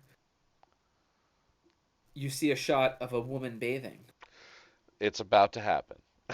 Okay, okay, It's, lead me into it so I can relive it. so it's it's just I think they're just trying to set up day in the life. So Yes, you yes. got the kids playing, being a nuisance. They might knock something over in the house because they're running. He might yell, Charlotte and yeah, Edward. Charlotte. She Yeah. yells something at the maid, and then he's looking for the wife, and he goes into this room, and there she is, kind of bent over the tub, washing Yeah, she's herself. kneeling at the Yeah. tub and she's splashing herself with water, and there's a perfect side boob shot, and Yes, there all is. they're trying to Now, and you see Seamus and he looks at her and she looks back, and boob hanging there. yeah. Now, I thought this scene was interesting because it did convey um, some sort of, not necessarily disinterest, but I felt serious, like negative feelings for each other. or Yeah, and more from him towards her than her towards him. Like she may be looking for any sign of affection, and him just being like, "Ugh, why are you in my house?" yeah, like why can't I just like I don't know what the fuck Yeah. his problem is. Like cuz it was an awesome like keep washing yourself. I'm going to fucking hang out here and Yeah. watch you. Well, also they never really go back to it. They never explore it. There's no No. part of the story of this film actually needs to know, and they Right. never tell you And that. the thing about it is, you can just propose, like, you can just imagine that that's likely the fucking scenario. That Right. there's a husband that says, "This is the goddamn rules of the fucking house and the estate. I run this shit. Yeah. You shut your mouth and you speak when you're spoken to." Right. Type scenario, like it Yes. fucking was. Yeah. You know that because of the time period. You don't need to see a scene where Right. they stare each other a certain way. You know it's not that kind of a relationship because those Yeah. relationships didn't exist as Right. much So seemingly. you do So, get all of that in and that's a all few. they're trying to convey. It's You, it's gratuitous. They don't need to do side boob bathing over the thing. Like it's kind of unnecessary. I'm obviously happy about it, but I acknowledge the fact that it's unnecessary to the plot of the fucking movie. But right. again, this is a horror movie, so they're kind of saying a tip of the hat. This is what must be done. They're Right. paying their coin. Yeah. Although, that just doesn't happen anymore, man. Like It doesn't. I know. the What the the the fuck? the day of the '80s slasher, of just gratuitous boobs and gore, died in the '90s. Like '90s horror, Yeah. they were like In no all blood, fairness. no sex, the whole decade. Very quick sidebar. Yeah. Have you seen Wedding Crashers? Yeah. Dude, there's a scene early on when they're going to the weddings and they're bedding all of these women, and there's a montage of them doing this, and it's just woman after woman after woman falling onto a bed with bra or no bra, just one after another. Like there's a dozen of them, non fucking stop, just boom, boom, boom, and people regale this movie as being like fucking awesome, and I'm like, this is the most subjective fucking Yeah. It's I like actually that. hate That's not how do you how does everyone? I hated them. It's not a yeah. great movie, Oh no, really. I Like hated it's Wedding very. Crashers. Like as far as like But Vince I saw it Vaughn, and I'm like, like how is not everyone talking about the fact that it's so disgusting and like yeah. unnecessary to do that scene because you didn't have to do that. We Right. get it. That's what they do. They talk about it all the time. Yeah. You don't have to show a bunch of tits on the screen to drive that point home, Yeah, guys. we got it. Yeah. So you say, yeah, the slasher unnecessary boobs is out, but I was like, why is it in for Wedding Crashers and why is no one Well, talking about it? but comedies in the '90s, it was all over the place. Yeah. Do you remember American Pie? Come on. Yeah. I was like, can you do that?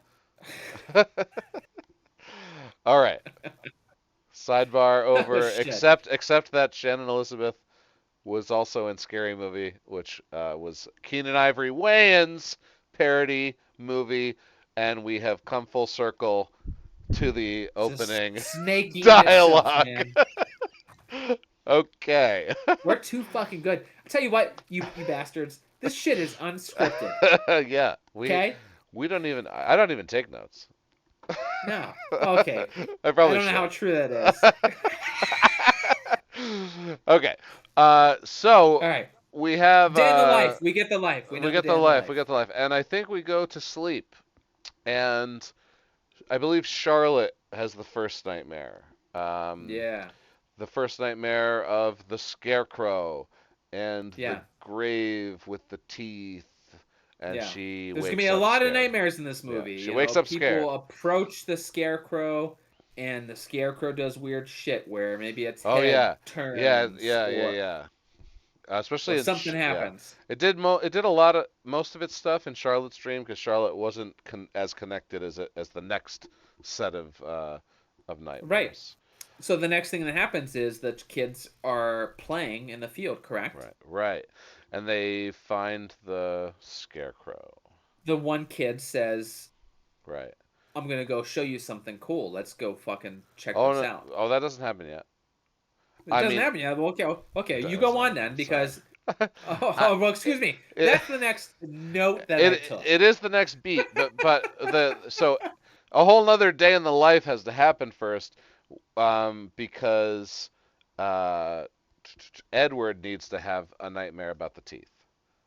And then they go. It's not a, it's Okay. there is a pretty decent amount of exposition before this movie got going. I think it was about 20 Yeah. 30 minutes before they get the teeth. Yeah. And that's where we are now. Where okay, this one older kid Can't um remember his name. Doesn't uh matter. I can look doesn't it matter. up. Go on. I'm gonna show Tommy. I'll Timmy. show the Timmy. people at home a picture of him with the teeth because it's the pause screen on the trailer. So This there you poor go. fucking kid. This kid. His real name is Tommy Roger, and in this movie he plays Timmy. Timmy. It's like just call him fucking Tommy at Just that change. point. Just Like change. it's Like, his goddamn name. get the script supervisor in here and just change the name to Tommy. Okay. It's not important that his name is Timmy. They're like, okay. Uh, He's like, okay. Look, I know Tommy, some. you're Timmy. Yeah. I know where there's some cool shit. Let's go check it out. But you cannot tell anyone. So they walk out of the forest right into a field where there's grass now grown over the grave. Um, Now, so it's later, but it's not that much later from the opening scene, right? Um, You mean from the murder of the the murder people? of the yeah. Yeah, no, I It's think it's days. It's like it's not long after. I don't think right. it's a lot of time. It's like right after. So then the scarecrow's there. It's at the base Yep, of the they see the scarecrow. scarecrow. He starts Um, digging, right? yeah, he starts digging. He digs up that jewelry box. He Hmm. opens it. We see the teeth, and now he's like possessed. He's just by looking at the teeth, uncontrollably shaking. He can't handle himself. He grabs the teeth. He puts them in his mouth. He makes that cool face I just showed you. Edward is the one who gets close to him, like, Timmy, are you okay? And he just bites Timmy's neck Hmm. and basically scatter. Everybody runs and screams. Yeah, because he's going ape shit. Yeah. So enter what I will refer to as the fucking MacGuffin. Like, I don't know what you thought, but when I saw the goddamn poster art with the teeth, I was like, weird. These werewolves have metal silver teeth or something. And so like I was like, so now it's in this kid's mouth. I don't get it. Like, and so I was like, I was confused, because I had preconceptions, Right.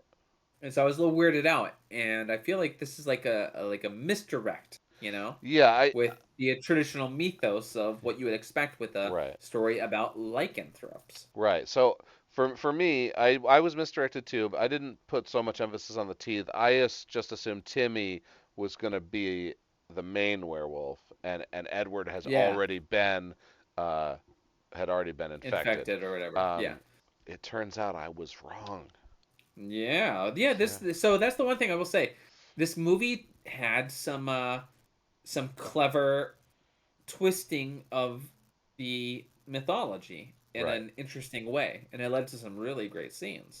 Yes. So, I also really enjoyed the look of these werewolves, and by that, mm, when we talk about werewolf mythos, and also taking liberties, as we talked about in All the Moons, um, they kind of created their own creature here, which yeah, we're going to call werewolves because of the teeth and because of what they did, and yeah, of course, all the references to silver, but they're really more like man creatures, because they're just because they didn't grow any hair, right? They actually yeah. kind of They're went just hairless. They got the feral teeth and yeah. the boxed face or a They're little bit very of a snout. muscular. Yeah, They yeah. have paws I don't and I don't I, I claw. don't think the back legs inverted though.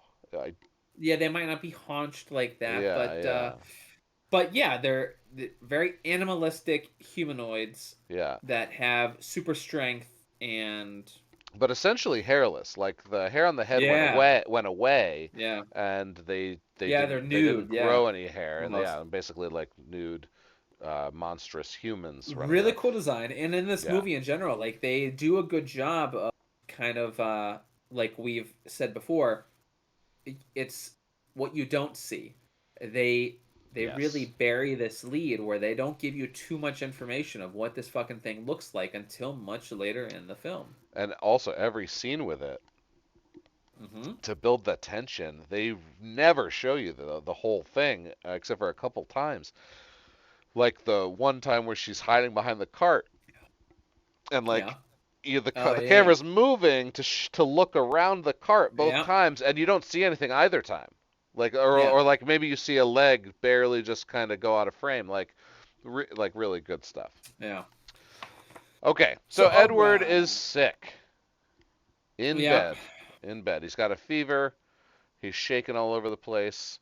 Um, luckily, they heard of a pathologist who came to town. Yes.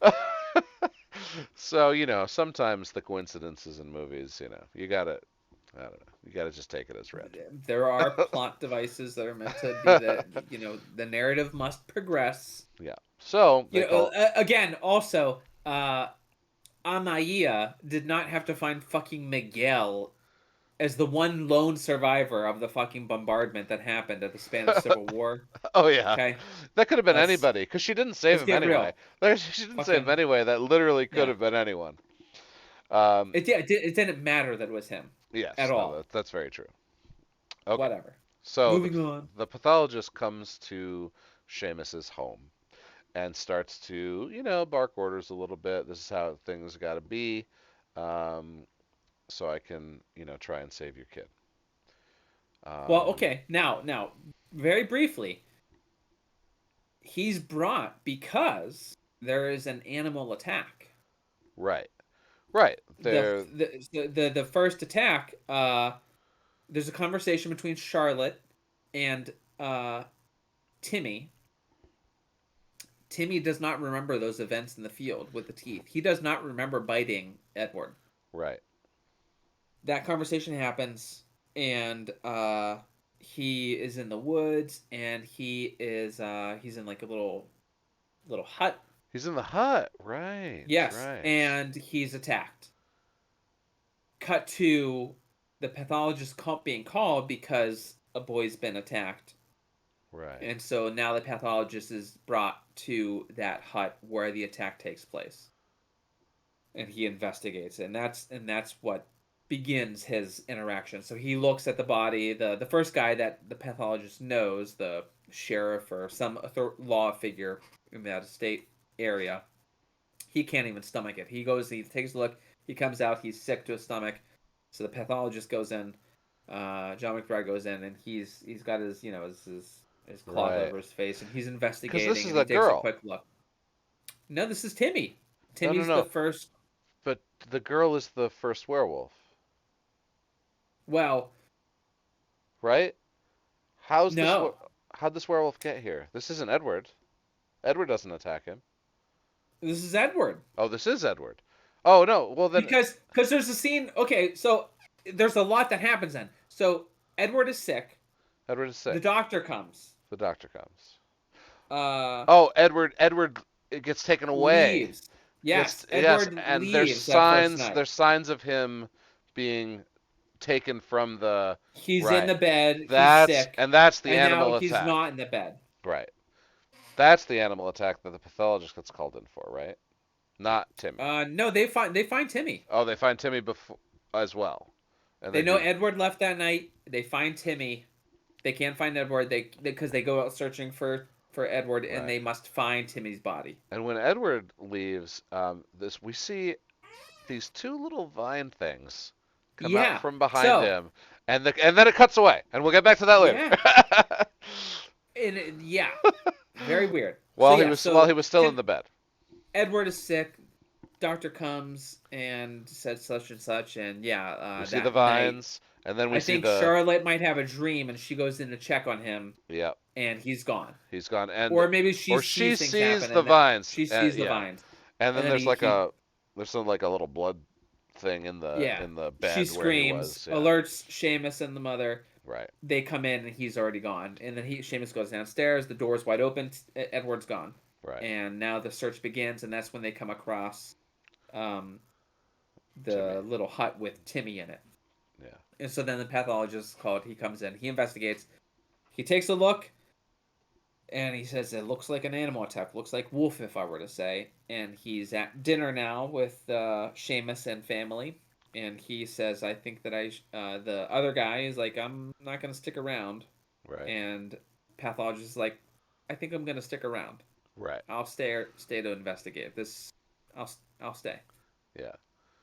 Because we still don't know his motivation. We just know that he's obviously tuned in to this strange disease slash werewolf attack or slash wolf Yeah. attack. So okay. So let's for a moment take ourselves out. We know who the fuck he is, right? Like as Oh yeah, people that have seen this movie, he's the guy. He's Van Helsing. We yeah, know he's the guy right, that knows what's up. yeah. Is Like gonna rush it. And so if I like, had to guess, his family was killed by werewolves. like yeah, like it's funny that there's movies that are still made like, and it's like you try to like paint it a different way or make it not so obvious, but it's like we fucking know. yeah, we know. Like, come on. Let's go. Get Yeah. on with it. All right. Whatever you got. I get it. Okay. So we're back, and yeah, he's barking more orders, which Seamus doesn't really He's like. eating at the dinner table, Yeah. and that's when he says he's gonna stick around. He tells them you need to board the windows Yeah. as a precautionary measure. Yeah. There's a scene where Seamus is like, "You got to get out of here. I don't think I want you in my house anymore." And he's like, "No, I think I'll stay." And Seamus just doesn't argue. Yeah. He's like, "Okay, I guess. Okay." Whoa, whoa. His Uh, reaction to that is, "Okay, fine. I'm gonna do this my way, and I'm gonna go get a hunting party, and we're gonna go." right. Yeah. You're jumping way fucking down Oh the yeah, road. I know. Jesus Christ. uh, so yeah, he boards the windows, and he asks for the other people to come. To go to, Uh, are we talking he church asks for already? the no no No, no, no no no. no no. But he asks for the families to come, the people that are on the estate and the property. He Right, says, "Get them all here, so that right. we can tell them all what's going on. Yeah, There's an animal attack. Here's the things that you have to do to be safe. The boarding of the windows. Blah blah blah." yes, Um, the next scene is the next beat are the kids that are tending the vineyards. Seemingly, right. is what it looks like. Yes, okay. So, and this is the second werewolf. This is where it's the two guys and the woman, and the two guys uh get dispatched by the werewolf rather quickly, and she's kind of running through the garden, doesn't really know what's going on, and she gets attacked as well, but she gets away. Mm-hmm. And this is where we get to see the transformation, or at least the stage one of the transformation, which was super cool. She like, well, this is later too. So do we want to? Do we cut All right, away? so All right, hold on a second. all You right. keep saying second werewolf. Is this the second werewolf yet, or is it still fucking Edward?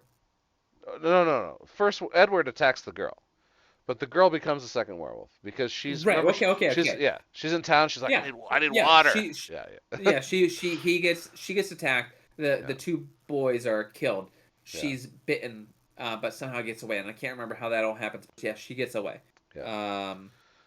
And she's like going through town, and people are looking at her weird. She's got blood on her, but like no one's trying to help her. Well, Mm-hmm. one person does try to help her, but she's like screaming at him, I need water," and she like runs down the lane and just jumps into the river. And the camera follows her underwater, and those vines come out that we saw before and wrap her Yeah. up into a cocoon. Yeah. Yeah, which was like, oh sweet, like Mm-hmm. this is not your grandpa's werewolf movie. Yeah. Yeah. Yeah. Like they are definitely taking artistic license with like the version of lycanthropy that we're getting to see, and Yeah, and it's it's almost like super you can't super even cool. at this point I'm realizing like you kind of can't call it a werewolf movie anymore because it's this is so different that it's not that anymore.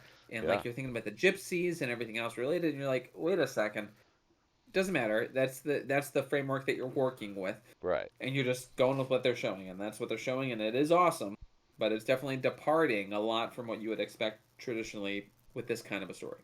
right. Okay. And so things escalate pretty quickly Yep. after that. attack.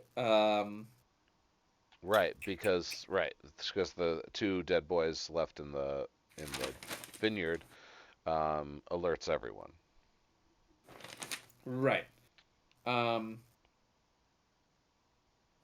once it kills them, it's like they start to Boyd Holbrook's character starts to like he knows what happened before, Right, which he alludes to, and he's and he not keeps telling anybody. and he keeps asking like, is there anything that's happened? Like, what else has occurred? He needs to know the impetus because he knows there's a fucking impetus, Right, and he keeps asking about it, but he doesn't know what it is yet. right, and I think this is where he interrogates Charlotte. Yeah, Yeah, she tells the story she tells the of story of Timmy. the teeth, the grabbing, the biting, and now Right, things going. And so, where are the teeth, Charlotte? Take us to the teeth. yeah, But he orders to get the blacksmith. yep. Well, hold on. And We did yeah, miss go on. that everybody's in the church. Yeah, Yeah. they So take everyone. That's after the safe spot. after the vineyard attack, he basically orders everyone in the church. It's the safest place. Lock yourself in the church.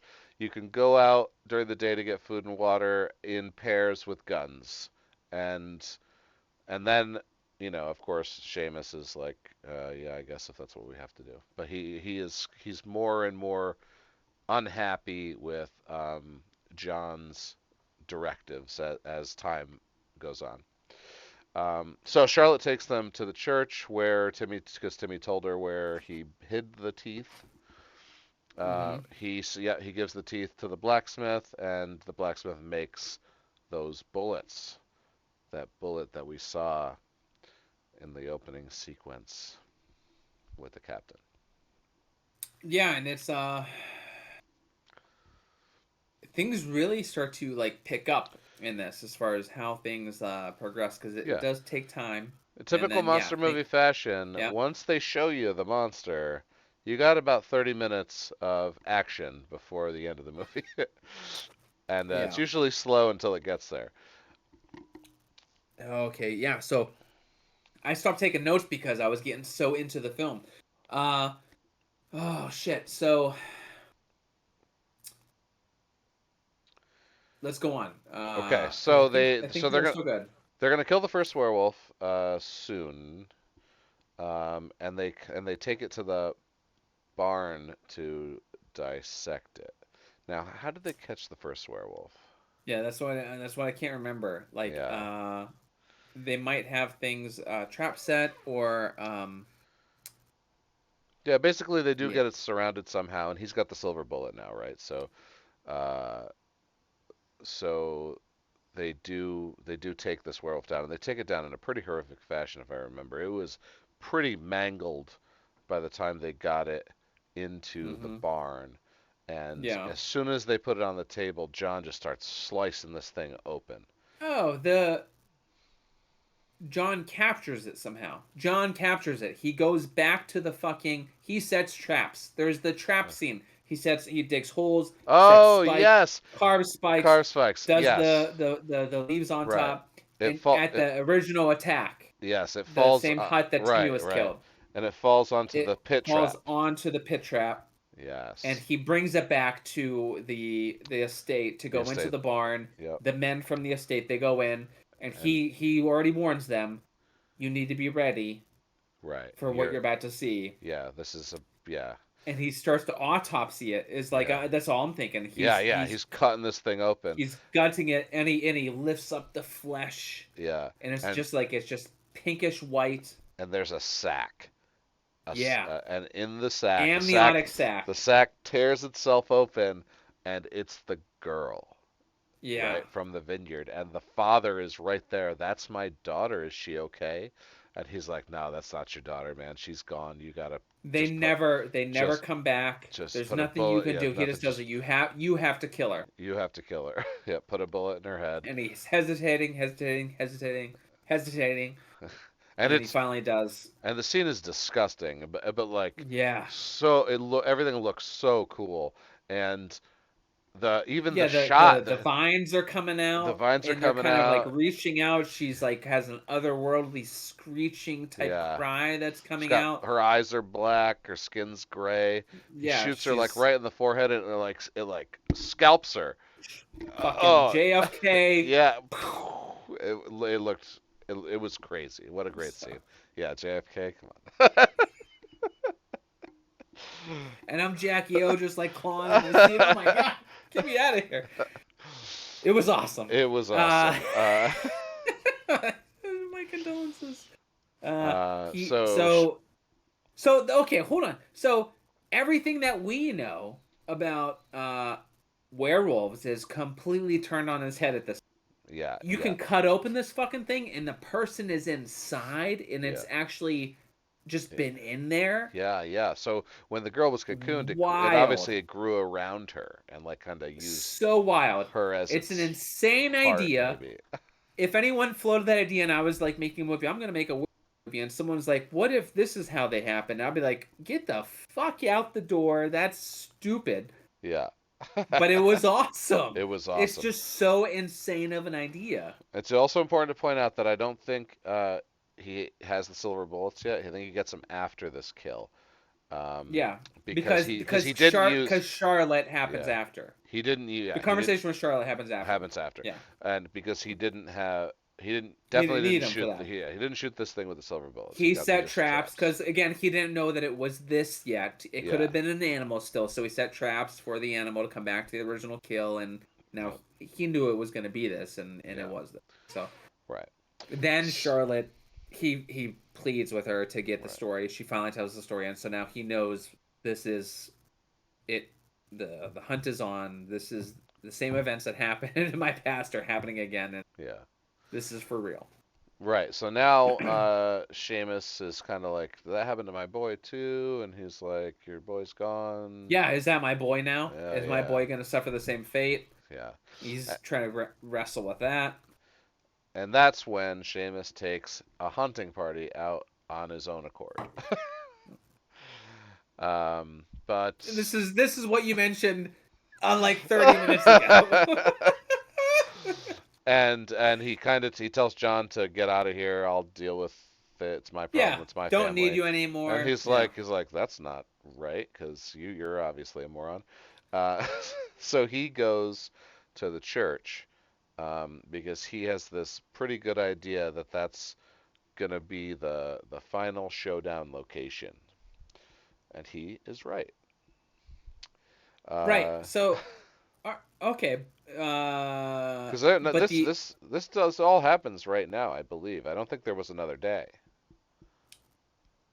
things happen in the house first Okay, that lead to the church. okay, Everyone goes to bed with Seamus and everyone, and that's where things happen, and then things go to church. Correct? Yes. yes,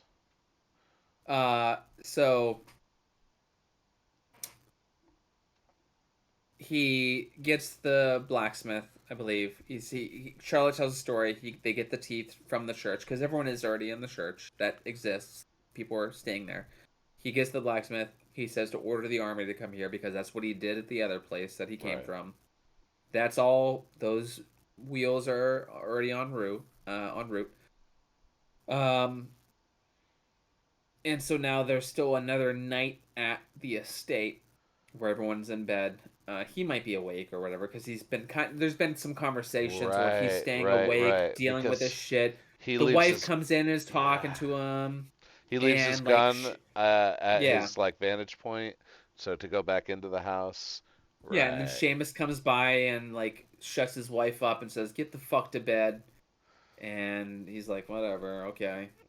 And this is where this is the initial thing happens where at the house. It starts at the house right, where they're now being hunted.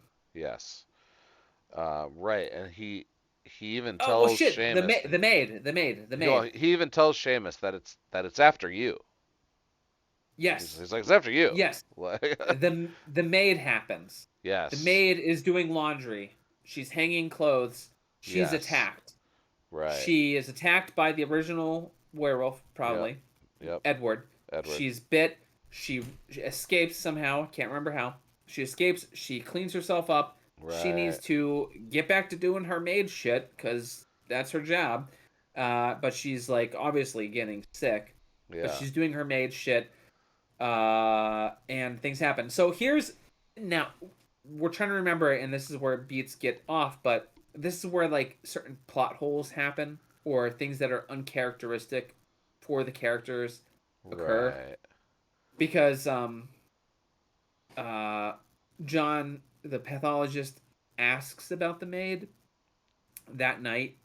Like, where's the maid? Because, like, he looks out at the field and he sees the blood-stained sheets and everything, and he asks about the maid. But Right. Seamus says some bullshit, and other things happened, and pathologist kind of like lets it go after that, and it's uncharacteristic. It kind of breaks continuity with what would occur in real life. Right. Right. But whatever, because so eventually, anyways, the maid is obviously going to turn, but they don't address that, and everyone goes to sleep, seemingly. Yes. And that's when then things start to happen where the creature, the maid, has turned, and now the maid is in the house. The creature's in the house. Right. Because the everything's boarded up, so the creature can't get in. So this is obviously the maid, right? Yeah. And Um. she starts stalking things, and there's a Seamus gets out of bed. The pathologist is already up, Yeah. but Somehow the house gets lit on fire. yeah, Seamus is Um. with the creature up in the top, up in the attic, more or less. Yeah. Seamus gets He's attacked. He gets bit. yeah, but he kills the maid one. Yeah. He kills Um, the maid, and then he. So then, what's his name? John, the pathologist, finds him in the barn. yeah, he follows Seamus because he knows Seamus was bit. Right. Well, he just tracks Seamus. The maid's already been taken care of. It's been Yep. killed. Yep. He follows Seamus to the barn. The Yeah, mom and Charlotte have gotten out of the house, yeah, or almost have gotten out of the house. No, they're not out of yeah. the I house think they yet, were. because I think No, I John. thought that he sent I them think. already. Yeah, maybe John does that before he goes into the barn. Whether it's before or after doesn't really matter. So he goes to the barn. Seamus is there on his knees in a pile of what could be some kind of liquor or Hmm. maybe lantern wax or lantern oil, and he's got his torch and he has this little "I've been bitten," you know. Like, yeah, he knows. Yeah, it's his little goodbye speech when he sets himself on fire. Yeah, self-immolation, Yeah, which which I was will say is sort of like a theme the past year or so. There are films that have evoked this occurrence, and really, this is what the mother did in the last movie, All the Moons. right. Different Yeah, way, but yeah. same principle. These two movies were so similar, accidentally, I think, obviously, because No, like, we it's that we oh, it just have happened. this way of knowing. Yeah, We just because it's just we're awesome. it was a good pick. It was a good pick. Yeah. This double feature. Okay, So yeah, he puts himself on fire, and he says, "We got to get to the church." you're right. So him and the mom and the Charlotte go to the church, and Edward's the only werewolf alive at this point, and he's like outside the church. Maybe he's beating on the door. Can't quite remember. Um, I know that Yeah.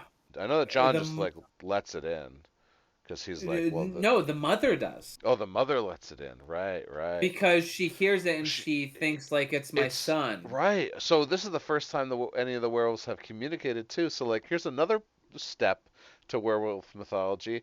It can mimic the voice of the person inside it.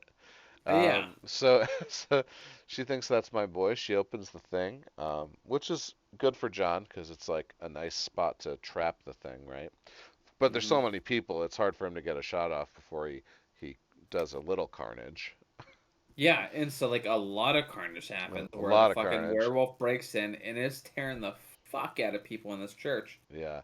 It's And like fucking Kingsman style. yeah. It takes a while for John to get a clean shot, and he does, and pretty much we have like naked boy covered in goo on the floor.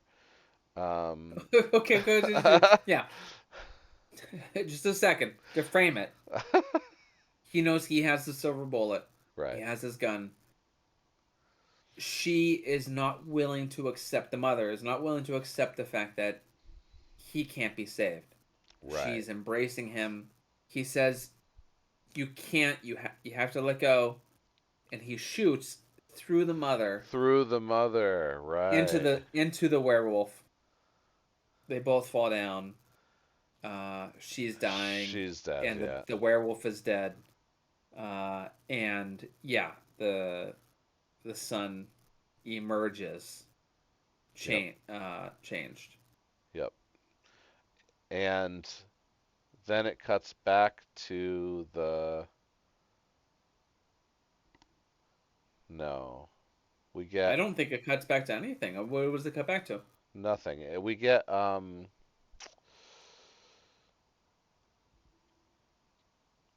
the boy is alive and John Yeah, says talks to him and it does cut to the future with John old, does it? right? Yeah, yeah.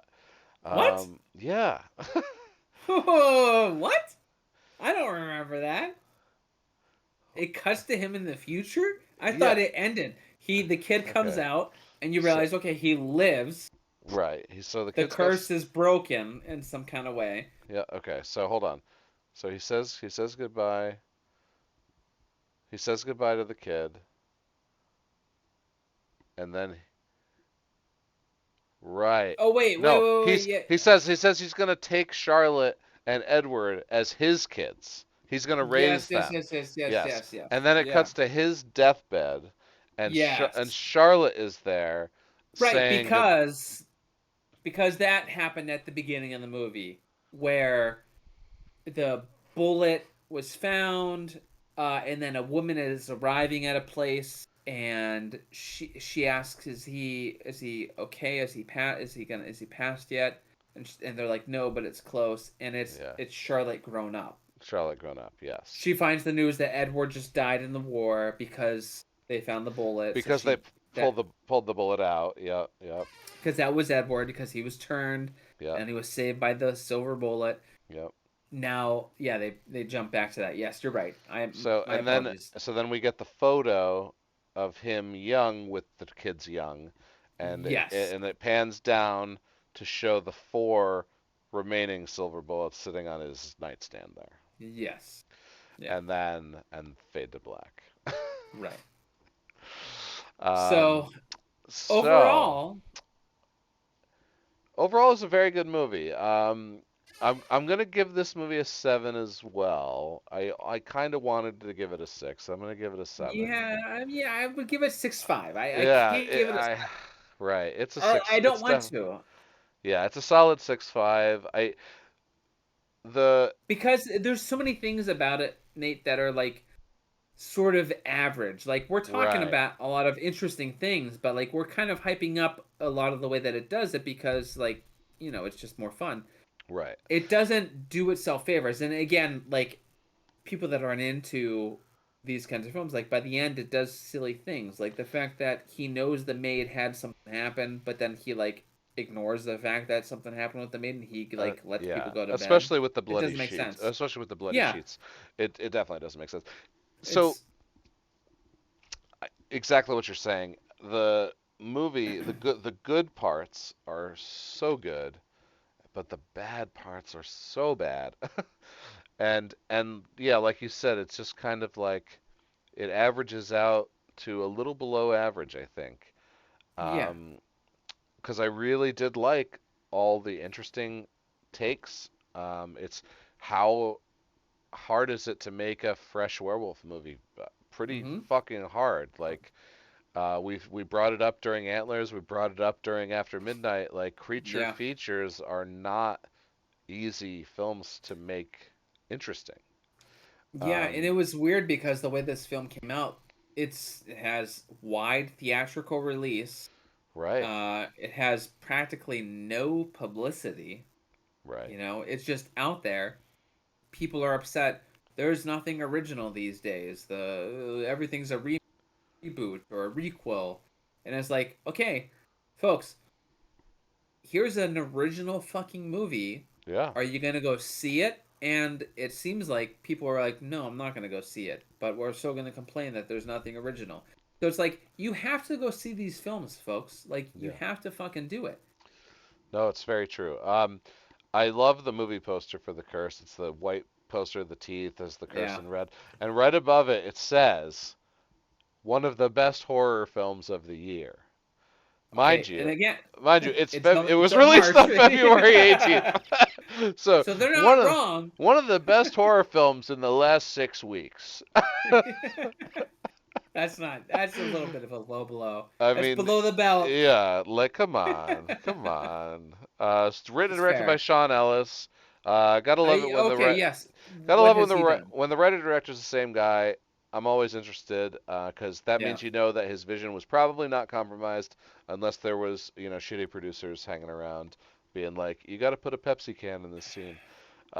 So He's like, oh well, it's a period piece. yeah, so Anthropoid and Metro Manila are his two big films. I guess Anthropoid is the more popular one. It has Cillian Murphy in it. Ah, It's a World War II SS movie, um, which I've never interesting. seen, but I'm like Yeah, super interested in watching now. yeah, Um, a big Cillian Murphy fan anyway, and The Curse, was a solid movie. Um, yeah. I mean, you look back at it, and you kind of there's a lot of credit that you can give to it. It's just that there wasn't a certain continuity that just kept you immersed in the film the way that you wanted to. Like I said, I talked about that shot with the camp in detail because of how impactful it was, right, and there wasn't a scene like it right. afterward. No, true, That to true. me, it just spoke so much to intent and meaningfulness that everything after it was what you would see in a regular production office type horror movie where it's like just garbage, throw it at Yeah, the this is just this and this is just this, and you didn't see the artistic direction, and it was disappointing because of that. So yeah. that's why I can't give it a 7. It's definitely a 6.5 at best. It could be even a 6. I enjoyed watching it, and I would say, yeah, it's fun to watch. It has cool ideas, and the way that they do it is interesting. Um, but yeah, it's not something that's gonna stand the test of time, unfortunately. No, no, I agree.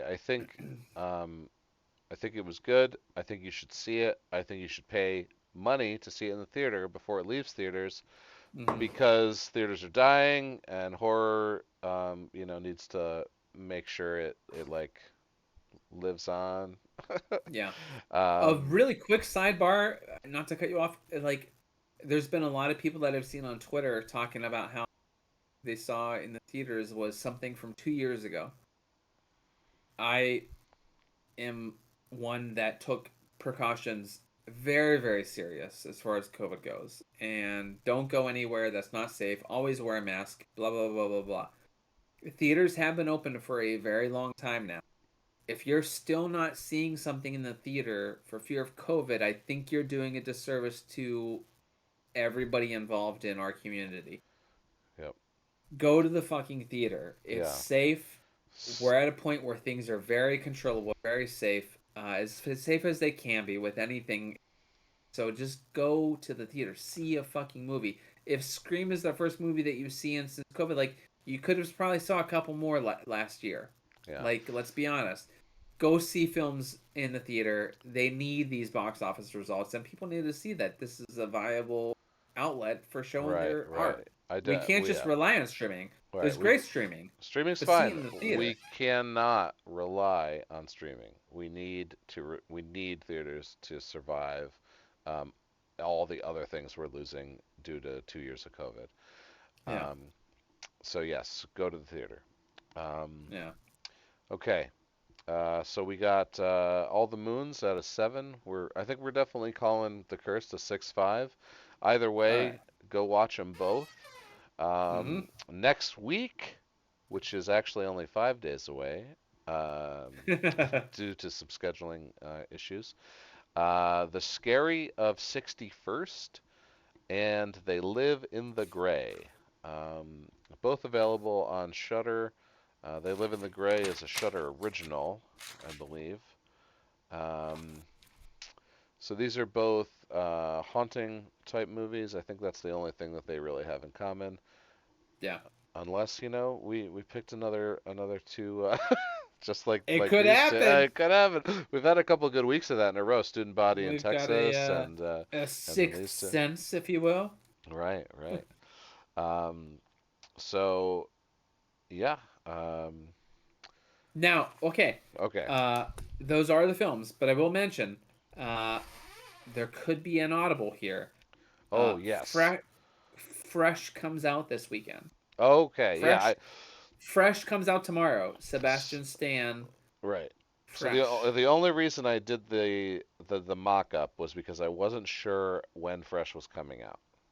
Yeah, it's supposed to Okay. come out tomorrow on So. the Hulu's, I think. So we'll see. Things could get adjusted, Oh. Oh. Nice. as is natural. Yeah, so we're both Right. excited for this film. It had a lot of buzz over the winter as far as like, oh, this is coming out in March. Get excited. So Sebastian Stan has range, and it's gonna be yeah. a fucking movie. So if we audible Fresh, it will be replacing They Live in the Gray. We'll do the Fresh with the Scary of 61st. Okay, Because the Scary of 61st actually does claim to live in the horror comedy genre, which Fresh also is. They Live in the Gray is just a horror drama. So cool. we'll get All right. more. We'll have more to talk about, I Yeah. think, if we pair it with that. Awesome. All right, That's great news. guys. Sorry for the two-part episode, but I think that's a wrap. And Yeah, don't forget to like, comment, and subscribe uh, absolutely. for We want to the see that you guys are watching. We love doing what we do, and we love that you are interested in it as well. Please do that. Like, comment, yes, subscribe, in all social media platforms that we have. please do. For episode 11, part 2 of the podcast for the recently deceased, I'm Nate Roberts. I am Rodney Godek. Take care. See you next week.